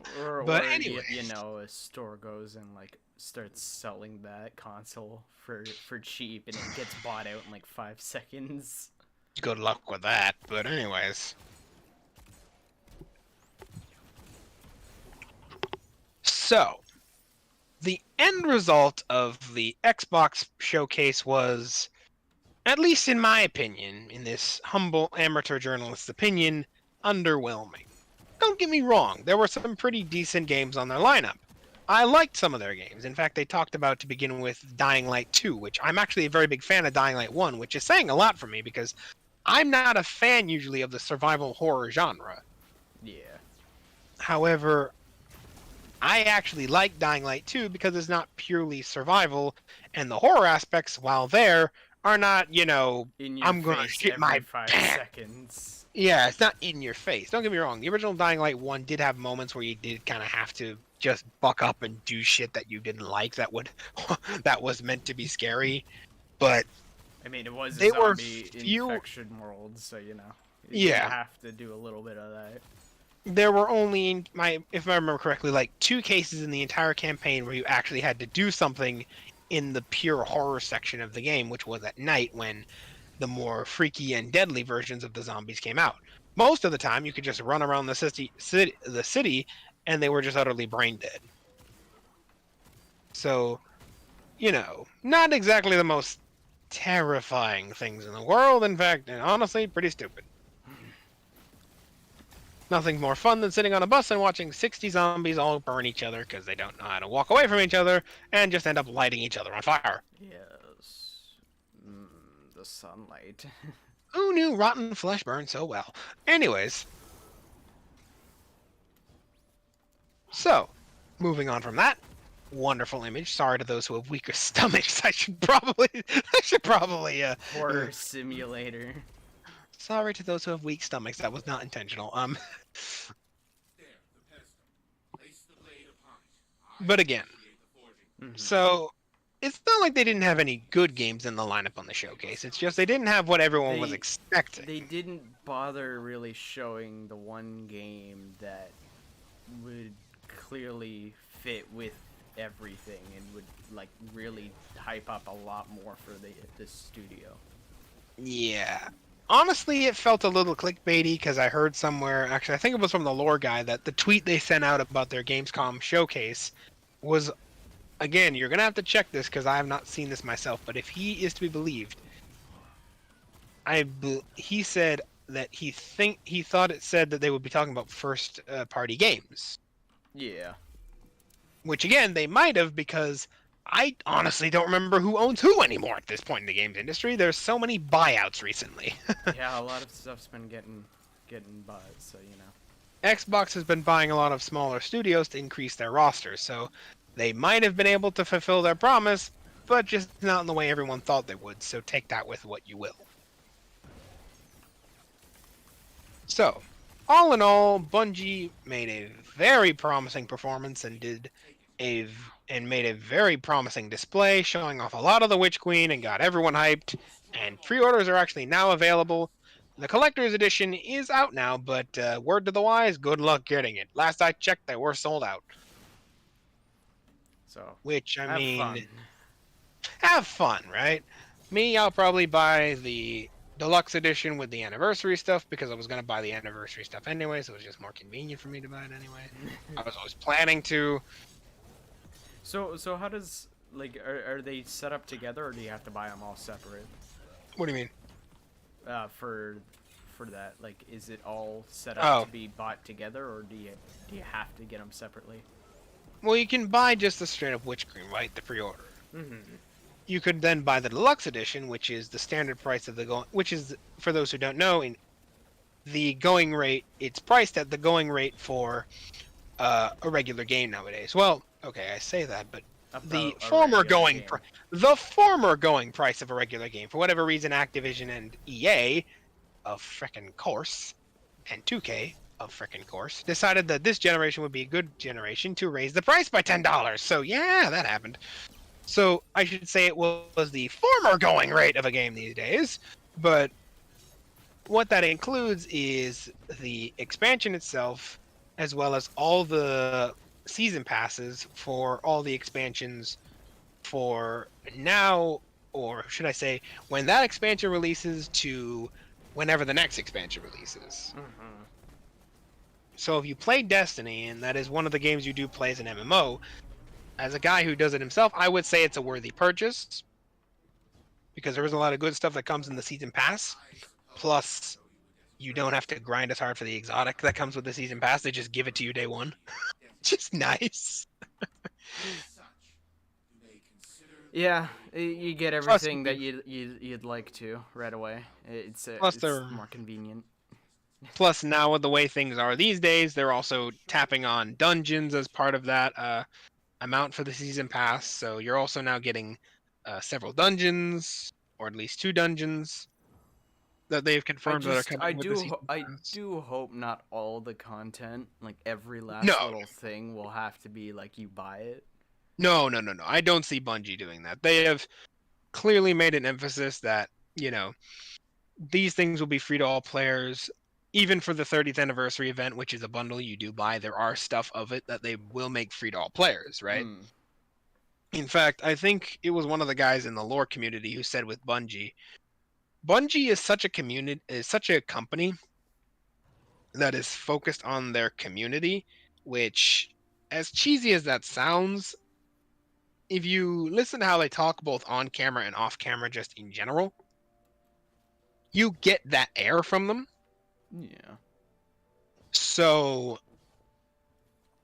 I don't think they will ever forsake their community for the sake of the dollar. Mm. Don't get me wrong, they're going to find ways to make money because everyone has to, but Yeah. I don't think they would ever go and be like, you have to pay for everything now. I mean, We'll see. Hopefully they don't, and they'll follow through with their word. I suspect not, because like I said, that would just mean bad business sense for them. Mm. Because there are a lot of people in Destiny who do play free to play, so it Yeah. makes sense to keep it that Well, way. I mean that's the thing with any free to play game is the fact that you're gonna have the portion of the community that pays every little bit of money that they can. There ain't no Korean MMO. Hmm. But the, Overinflated no, cash like you have like those people who will pay a whole bunch of money for every little thing that they can buy. Then the people who will buy some things here and there, maybe a new expansion, new thing here and there. And then you're gonna have, if it's free to play, you're gonna have like that portion of the community that literally just buys nothing and just plays the game and does with what they have. Yeah. Like, take me, for example. I'm a very big fan of Destiny. I've been playing since D1 Beta. Hmm. So I buy the expansions and the seasons and stuff like that. I'm also very invested in the story because I like Bungie storytelling, so it makes sense for me. But if that ain't your thing, okay, just don't. Yeah. You know? I mean that's the other thing is the fact that like there is a fair amount that you can do by like without needing to go and buy everything. Yeah. It's not a game that relies on all the content that gets added in. Yeah, no. With now, you might not be able to play 2 of the dungeons, and you might not be able to play the recent big expansions, but you can still run around the worlds. Yeah. You won't get any story content out of them, but you can still run around the worlds. Something I would like to see though for Destiny is kind of like over a decade or two later, if they do work on a Destiny 3, to go and like set up a way to go and play the past content in Destiny 2. Well, they're kind of doing that now in Destiny 2 with Destiny 1 content. What they're at? Well, no, I'm talking about like the past seasons and stuff, like all of the past expansions and stuff that are gone. Like going and create, because I have a feeling they still have all of those files and stuff on hand and all that. Like it wouldn't make sense to just I'm sure they delete would it. for historical purposes, if Mhm. nothing else. But I suspect they won't do that because here's the thing. This is a game, as much of an MMO as it is, that is very centered around its story. Yeah, but no, So no, no, it no. would I'm make talking zero about like they make a new game in a way. where So what, it like goes. No, no, no. Allow World me of to Warcraft finish. Allow me to Reforged? finish. All right, You all right, all buddy. right. All right. It goes and takes all of like the story missions, all of like the past content, and it puts it into one game that you can play and buy, and it connects to like your primary account on the online game. And this is just mostly an offline game, but you can play with other players who will connect onto you. So it's kind of like a Halo type of thing where you play the campaign and other people can connect onto your game and play the campaign with you. It's mainly story and that's it. And it's all the past story that you can play through. There's just one big issue I see with that. Do you have any idea how big that would be? Well, yeah, I The know. last game would be the last game before they started. The last version of the game before they started chopping That's stuff out and sunsetting was keep. over 100 gigabytes. Yeah, I know. Well, keep in mind that's also all the online aspects and all the other like. There's a lot more content than just the story missions. Like I'm talking story missions. That's it. Like you're not adding in like all of the different like open world areas and stuff. Well, even then, for the seasonal content, you'd have to add in the open world areas just to access them in the files, just so you could do those But you missions. don't. So, That's the thing. You can take those open world and make it so that so you you can't need just them. travel everywhere.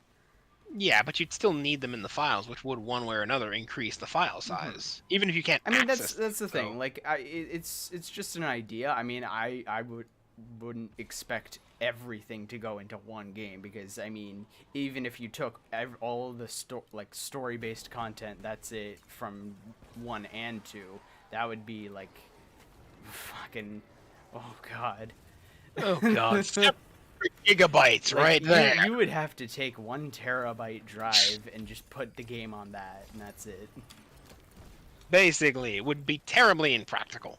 But I mean, it would be interesting because at least you could get 1 to 2 games out of that, and it's just the story content. And that way, the people who weren't able to play that kind of content in the past do still get a chance to play it eventually. And at the end of the day, you could do it like a type of remaster type of thing. Like they could go and try to fix up and try to like improve upon some of the things that they didn't feel that were so good last time. Well, this ain't Halo, so don't hold your breath. No, but still, I mean, at the end of the day, it would be nice to have some kind of means to play some of the content that people weren't able to in the past. Well, like I said, going back to what I said, they are a community-focused company, so don't expect them to do any massive unpractical favors for a few, single-player people. Yeah, but still, like, wouldn't you like to go and play some of the past missions and stuff that you liked and enjoyed? Honestly, I honestly don't know, honestly. It would be an interesting concept, I'll give you that much. But I don't see how that would work in a practical sense. Well, I mean, you just set up a campaign. And I mean, if you really wanted to, you could set up, like, a type of game where it's, like, for every expansion, there's a game with all the missions in it, type of thing.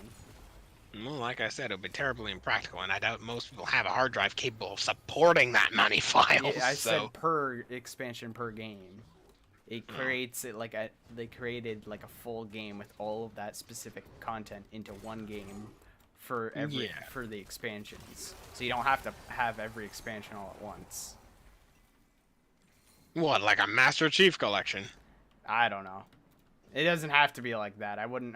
Frankly, I wouldn't suggest a Master Chief collection because it would. I don't know. I mean, you could probably set it up maybe a little bit like that, where based off of what games you do want and what progress you've made throughout all of the campaigns, you can go and choose to like remove the ones that you have and uninstall the ones that you've finished. I'll grant you that. It is an interesting idea. Again, terribly impractical, but an interesting idea. I mean, like, that's the thing. It's just ideas. Like, I really wouldn't suggest going and setting everything up all at once, because that's just going to be horrible. Oh, God. Considering that, even if this were on consoles, that would be the entire console right there. Mm-hmm. So, Yep, that would be something. Still, I mean, it would be interesting. Well, they are at least giving us, with the new expansions, the ability to replay the story missions again. Which, fun fact, actually, back in D1, when something came out, you would just unlock points on the map, which were just permanent points for missions, right? Mm. They wouldn't just come in and out every week, and they would just, and not just rotate. They would literally stay on the map forever. So you could literally just replay the base mission for that again, which I personally liked as a story guy. So it is nice to, at least in Witch Queen, get the ability to play legendary versions of the missions, which, even if they are harder, they do give me an avenue to replay the mission again. I'm hoping with all the dialogue originally from the mission, because funny enough, if you play some of the missions that rotate in and out in Beyond Light, or some of the the Empire hunts that are in That expansion, yeah. in the Beyond Light, yeah, not all of the like dialogue from the actual story mission is there. It's just basically the It's mission just itself, kind, but without the yeah, dialogue, it's kind of just like a harder version of the mission, but without all like the campaign-based stuff that which was kind of there. defeats the purpose, in at least in my opinion. Hmm. I mean, that's the thing. Like, A floating jar. yeah, if you want to like play Waste past magic. content again, past missions, the dialogue and all the different happenings that happens there, all the encounters and whatnot, that's all part of that past mission and campaign. So you want to like be able to see and enjoy that kind of thing again. I mean, it is weird that they did it in Shadowkeep, where in Shadowkeep, the story missions for the campaign rotate in and out weekly, Hmm. but they didn't do that for Beyond Light for whatever reason, maybe because they had nightmare hunts. Yeah, Also, I think side for them, they thought the nightmare hunts would be enough, or well, no, it's not nightmare or hunts. Empire Yeah, hunts, Empire Empire. hunts. Yeah, like I have the feeling, yeah, that's what they thought would be like. Yeah, this is the campaign. You can go over it again, have fun. Like, Yeah, but there's really the dialogue from it though, which kind of defeats the whole fun of it. and I mean that's the thing. Like And playing there aren't over every use the either. mission, like the Empire hunts and nightmare hunts again and again that people do go and play. It kind of goes and proves the point that people would like to be able to go and play the past content that they have Well, there's also an already exotic completed. sniper in there, but Yeah, yeah, but I you can mean, only if get you, from doing them. yeah, but who doesn't want to go and get something when there's a little bit of an incentive to do so? Well, like I said, and plus, not all the story missions are in the nightmare hunts either. It's just the No, hunting of the things. So yeah, it's just hunting them, but it's I'm still hoping. there. Like I don't know. Yeah. I'm hoping that them putting off the putting off the Witch Queen allows them to make more content that they don't have to reuse, because yeah. Like some new content, new aspects and whatnot. Well, yeah, even back in D1, when D1 released, the strikes and the story missions were completely separate. Yeah. You'd play the story missions and you'd play the campaign, but then you'd having completely different things for the strikes and completely unrelated topic. Like, it would kind of work out like this. I have a campaign, right? Let's just make a rough example. I'm trying to find parts for Rasputin throughout the campaign, right? Hmm. I'm going around the campaign, getting the parts, yada yada yada. And then the strike that comes with that mission is some idiot tried to blow up one of Rasputin's bunkers. Yeah. It doesn't appear at all during the campaign, but it is loosely related to that campaign in terms of theme and stuff like that. But it's not directly it's not something you directly do in the campaign. It's just a side thing that happens to happen because everything else related to the campaign is happening. Yeah. Kind of like Sepix Prime, where it's like you're doing a bunch Fair. of stuff with House of Devils, but you don't actually go after Sepix yourself. You can choose to go after Sepix, but you don't have to go after Sepix. Mm. Yeah. Much to the begringe of the fallen.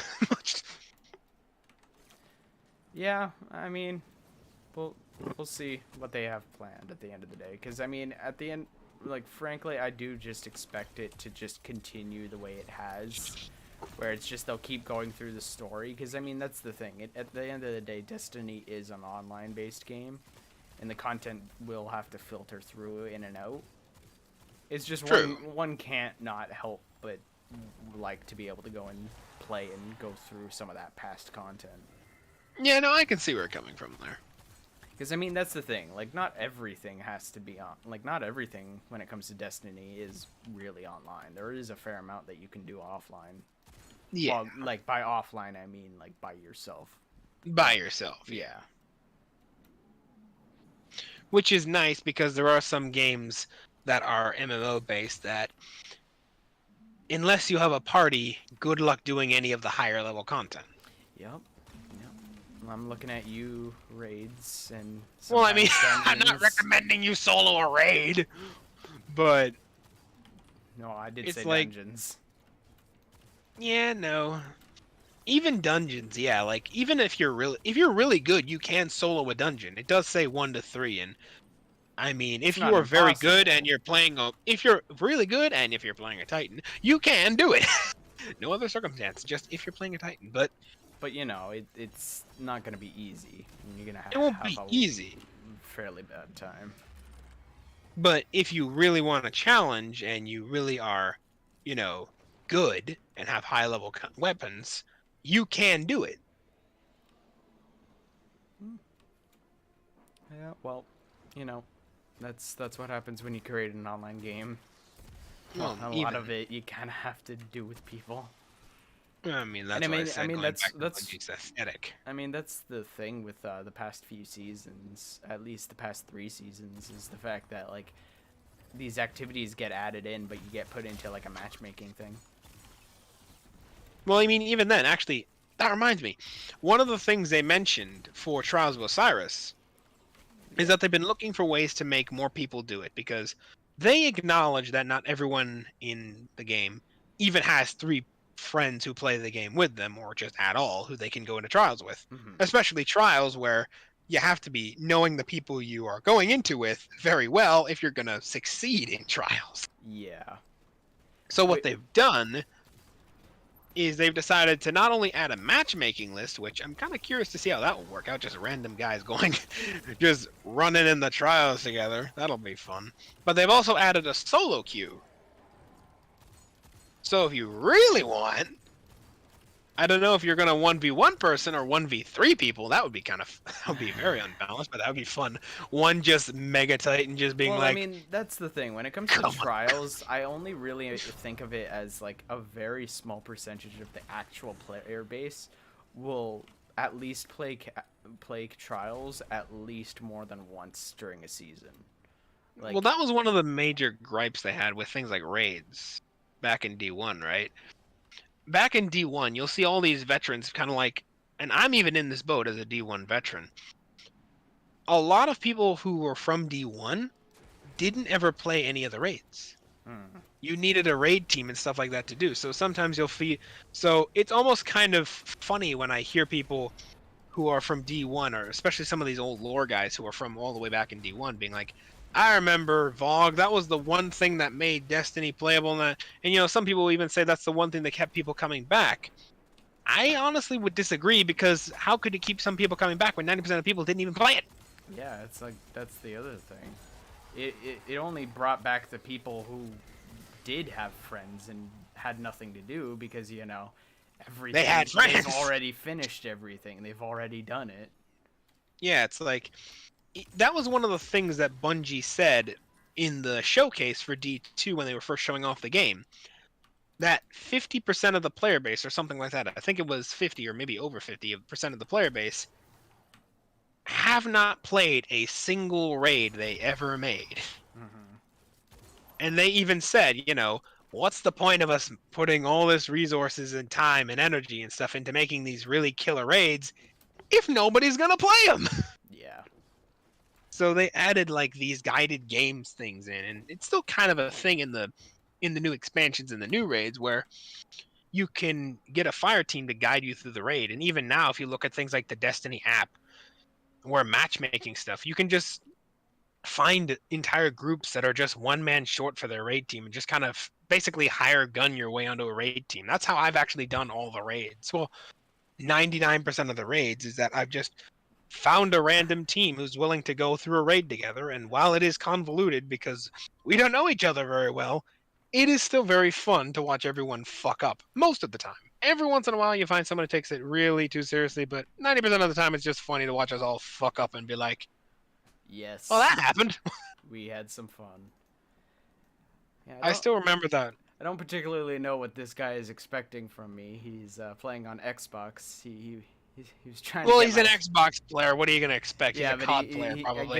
guess Ew, a COD player. I guess he wanted me to go and like connect myself to the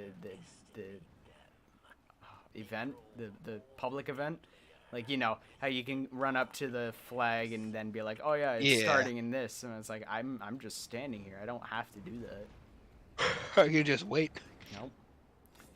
And I guess this guy doesn't know how to deal with something who's bombing you from a balcony. So here, I'll take care of that real quick. Nah, just let him Nah. wait. Well, I mean, I'd like to finish the public event, so you know. Nah, And besides, I just get a wait. nice rocket launcher out of this, so you know, it makes that kind of thing a little easier. But yeah, there you go. So you see that Bungie has gone a lot of extra miles, and again, it goes back to what I said with how they are a community-focused thing. They're not just doing it for a marketing angle. They could just make these raids and be like, no one plays them, but we get their money anyway. But they did go to the extra mile to ensure people could play the content they're making.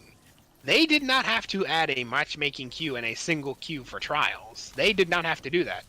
But It's just that, yeah, it's just they did because most people, unless you have someone who plays the game with you and is very good at PvP, playing cross. He's not gonna do it. All right. Well, you're welcome. You're gonna Now start it's heroic. Now it's heroic, my guy. It's like, Make do you know make how it to make heroic. this heroic? No. All right, I got you. I honestly still don't know how to make the heroic blight. I still don't know how to make the Taken Blight heroic. I'm still iffy on that one, even after all these I'm pretty years. sure you have to shoot the blight, like the Yeah, but blight it's spawn immune most of the time. things. I'm not too sure how to make it like. Also, you do. I do remember you have to shoot the actual large ball in the center a couple times. Yeah, no. You have to shoot the large ball in the center, but for whatever reason, it's immune 90% of the time. But I don't know how to Well, make no, it. Well, even when it is immune, you still have to shoot it. Really? Yeah, that I remember. It's like people would be shooting it when it was immune, and then suddenly it became heroic. So. Huh. I'll look into that.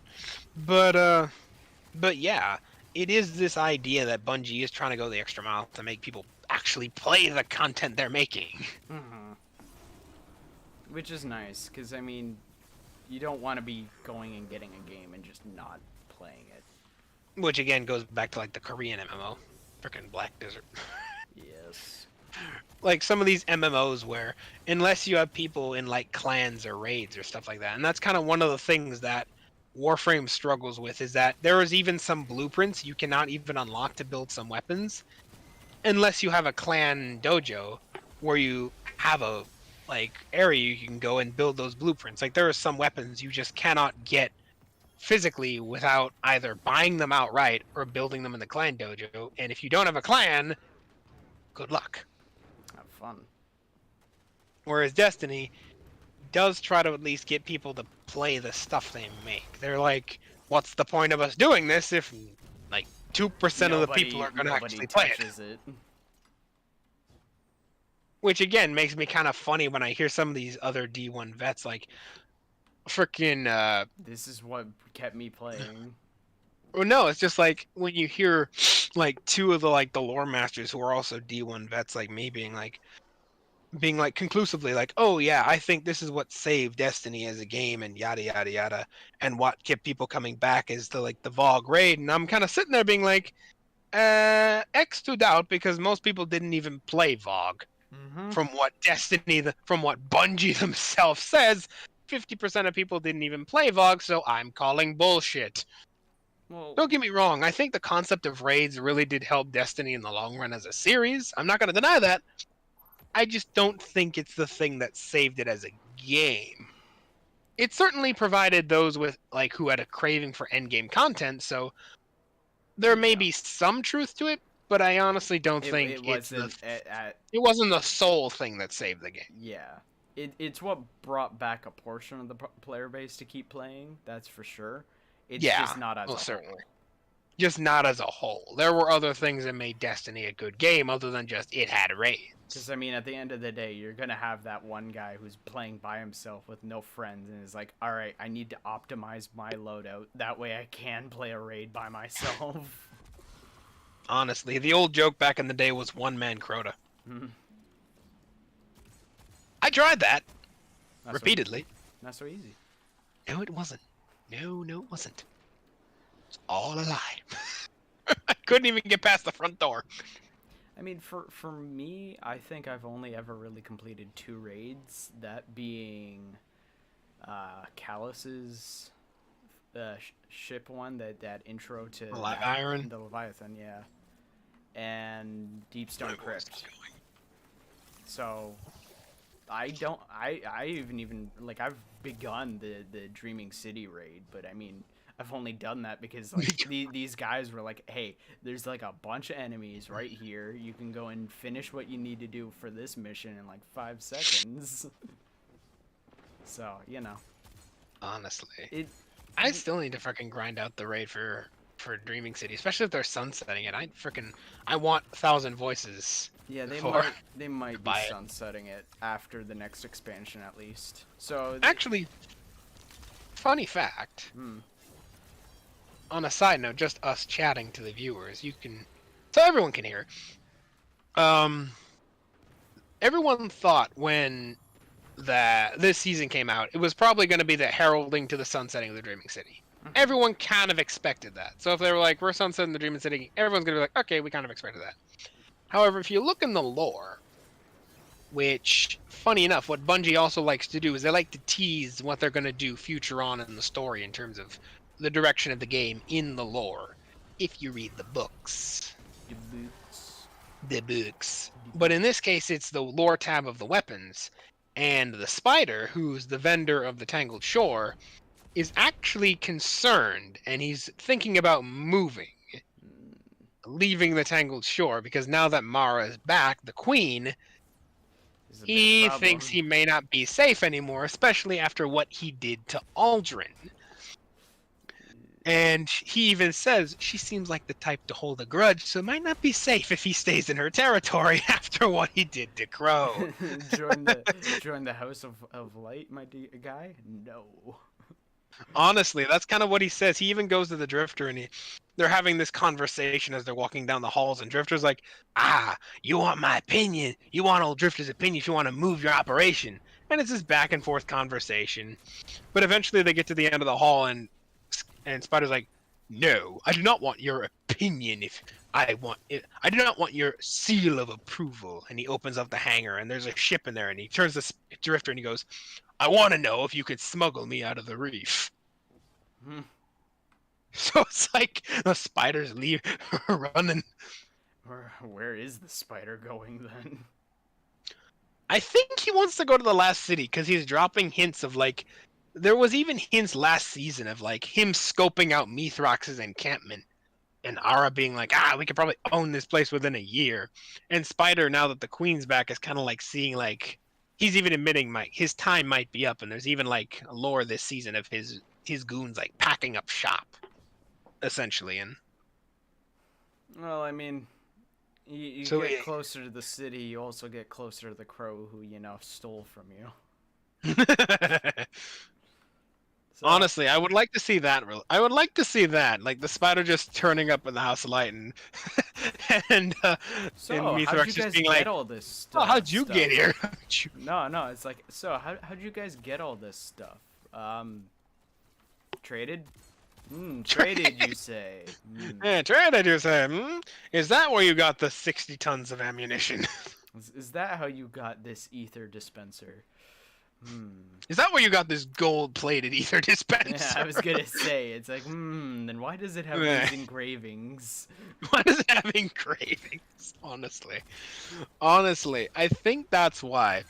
I think he wants to make, like, he even asks, like, the Drifter, like, oh, how is Mithrax's encampment doing? And, like, Spider's like, and Drifter's like, oh, now after the whole thing with the Dreaming City, things are looking up for his people. Emphasis on his people. And Spider's like, it might be time for them to start differentiating between us. So what, you want to join the city? Become Al Capone of the city? Is that what you're going for? The second drifter. The second drifter. Honestly, I can see freaking Spider taking up residence in the city and just like becoming the new Al Capone. Yeah, like I have a feeling if he is gonna go to the city, then we're gonna get a new vendor at the tower. Probably. Nah, I don't think they'd let him there. Yeah, no. But like around where the drifter is, and probably like hidden, like kind of like how the like in the like little area where the freaking the bot was. Yeah, like remember how like it was basically hidden there. Like you wouldn't really know about it unless like Callus wanted you to know about it, type of thing. So Yeah. I have a feeling like the Spider himself isn't going to be there, but like he's gonna have something. He'll be like one of his associates. Yeah, like he's gonna have something there that you can trade with. Yeah. It's like he'll be somewhere. Yeah, I just think of it as like, Guardian, we're never gonna have our talks again face to face. What a shame. I honestly think that he would do that. What a shame. I feel like that there would be some like they could like make story missions where they could make seasonal stuff where they could bring him out of hiding though every once in a while. Mm-hmm. I have a feeling that he still has a role to play in all this. Oh, most certainly. I mean, what else are you gonna do with the fallen version of Al Capone? Mm-hmm. Yeah, come on, dude. The mob boss. Mob boss. Fallen mob. Honestly, I feel like that would be the weirdest kind of like intercity politics ever. Now that the freaking factions are gone and their shit is out of the way, he can just be like, okay, I'm setting up shop now. New faction. Spider faction. Honestly, I feel like that faction. The pay to win faction.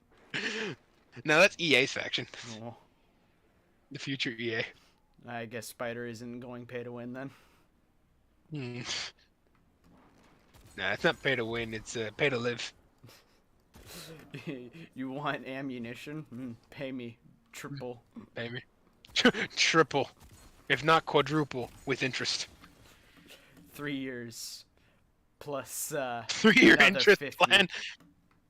That reminds me of actually something he said on the lore tab where it's like he's talking with where he's talking with Keitel and he's like, if you're anything like your father, you might be interested in the other thing I have to trade, information. I'd even go against my better judgment and my nature and even consider an installment plan. Yes. Don't you want information? Oh my god. Anyways, I think... Oh my goodness, we're almost breaking 2 hours now. Yeah. Well, I think... we can give you a quick summary of some of the stuff we've talked about. Basically, yeah. the Xbox stream went nicely. They went and talked about a lot of games. Nice. They just kind of had a major missed opportunity of talking anything about Halo. Yeah, they suspiciously left out Halo, so it was a little underwhelming. That's the thing. Infinite is either in a good or bad place right now, and we yeah, they're either doing this on... They're one way or another. Well, no, you can be certain of this.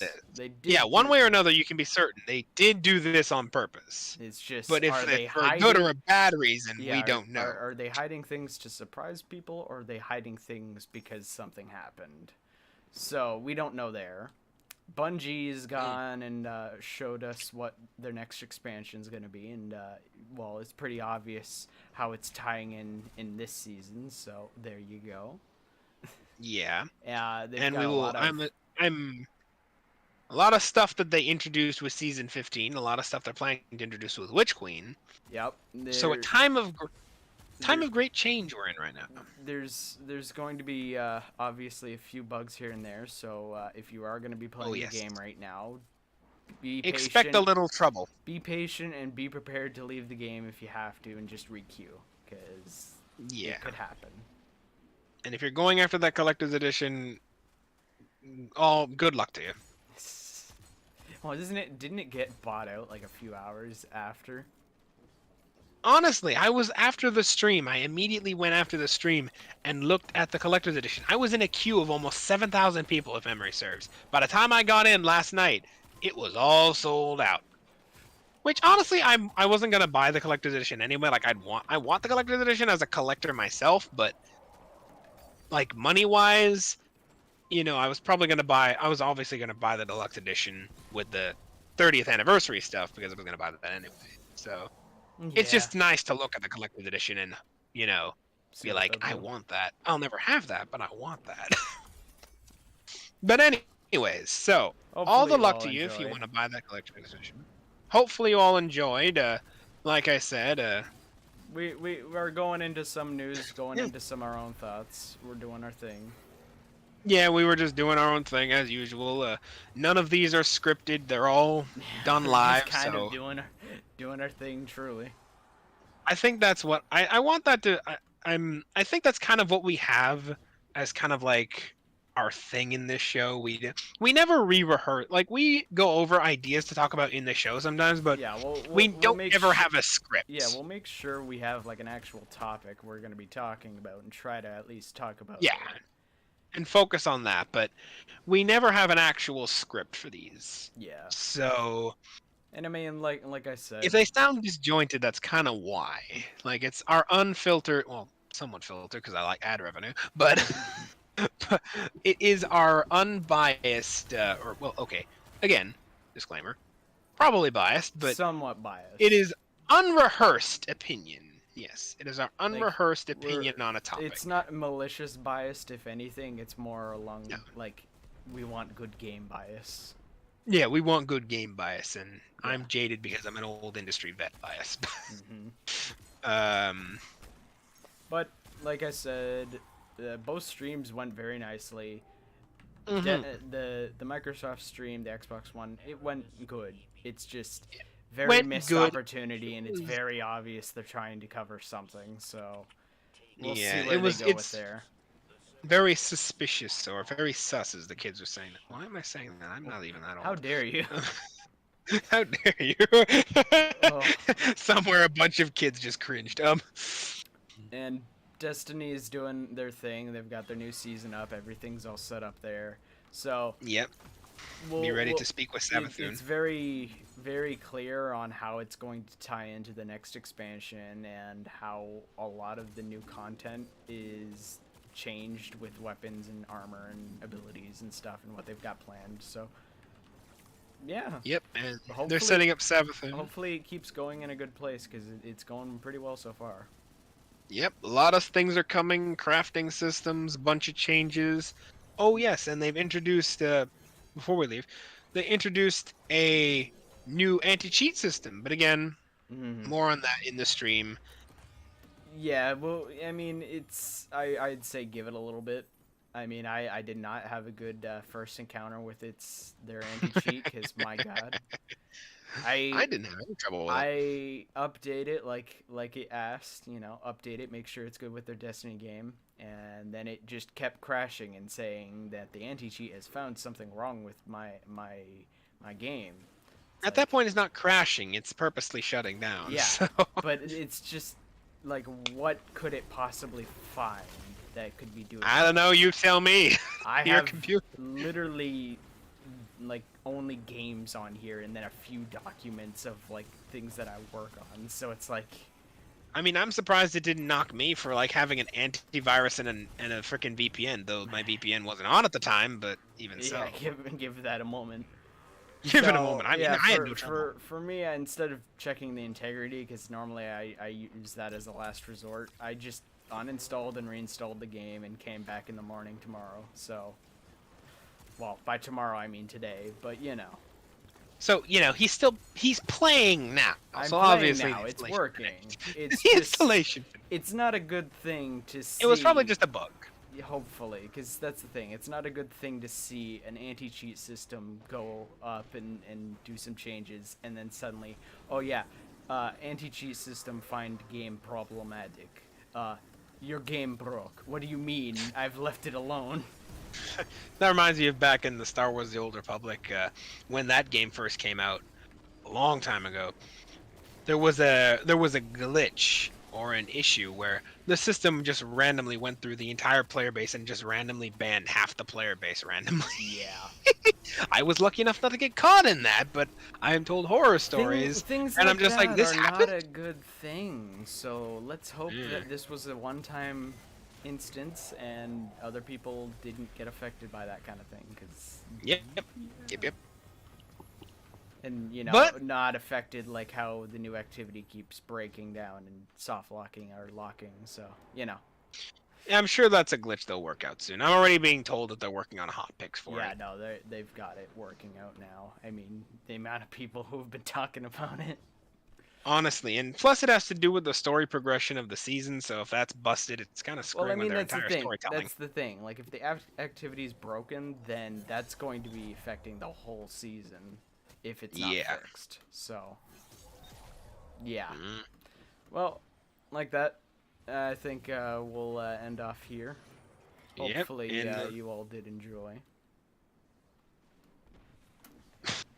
well, you kind of faded out right there, but in the Oh. words, you well, I'll end off as usual then. In the words of the immortal Red Green, I'm pulling for you. We're all in this together. Good night.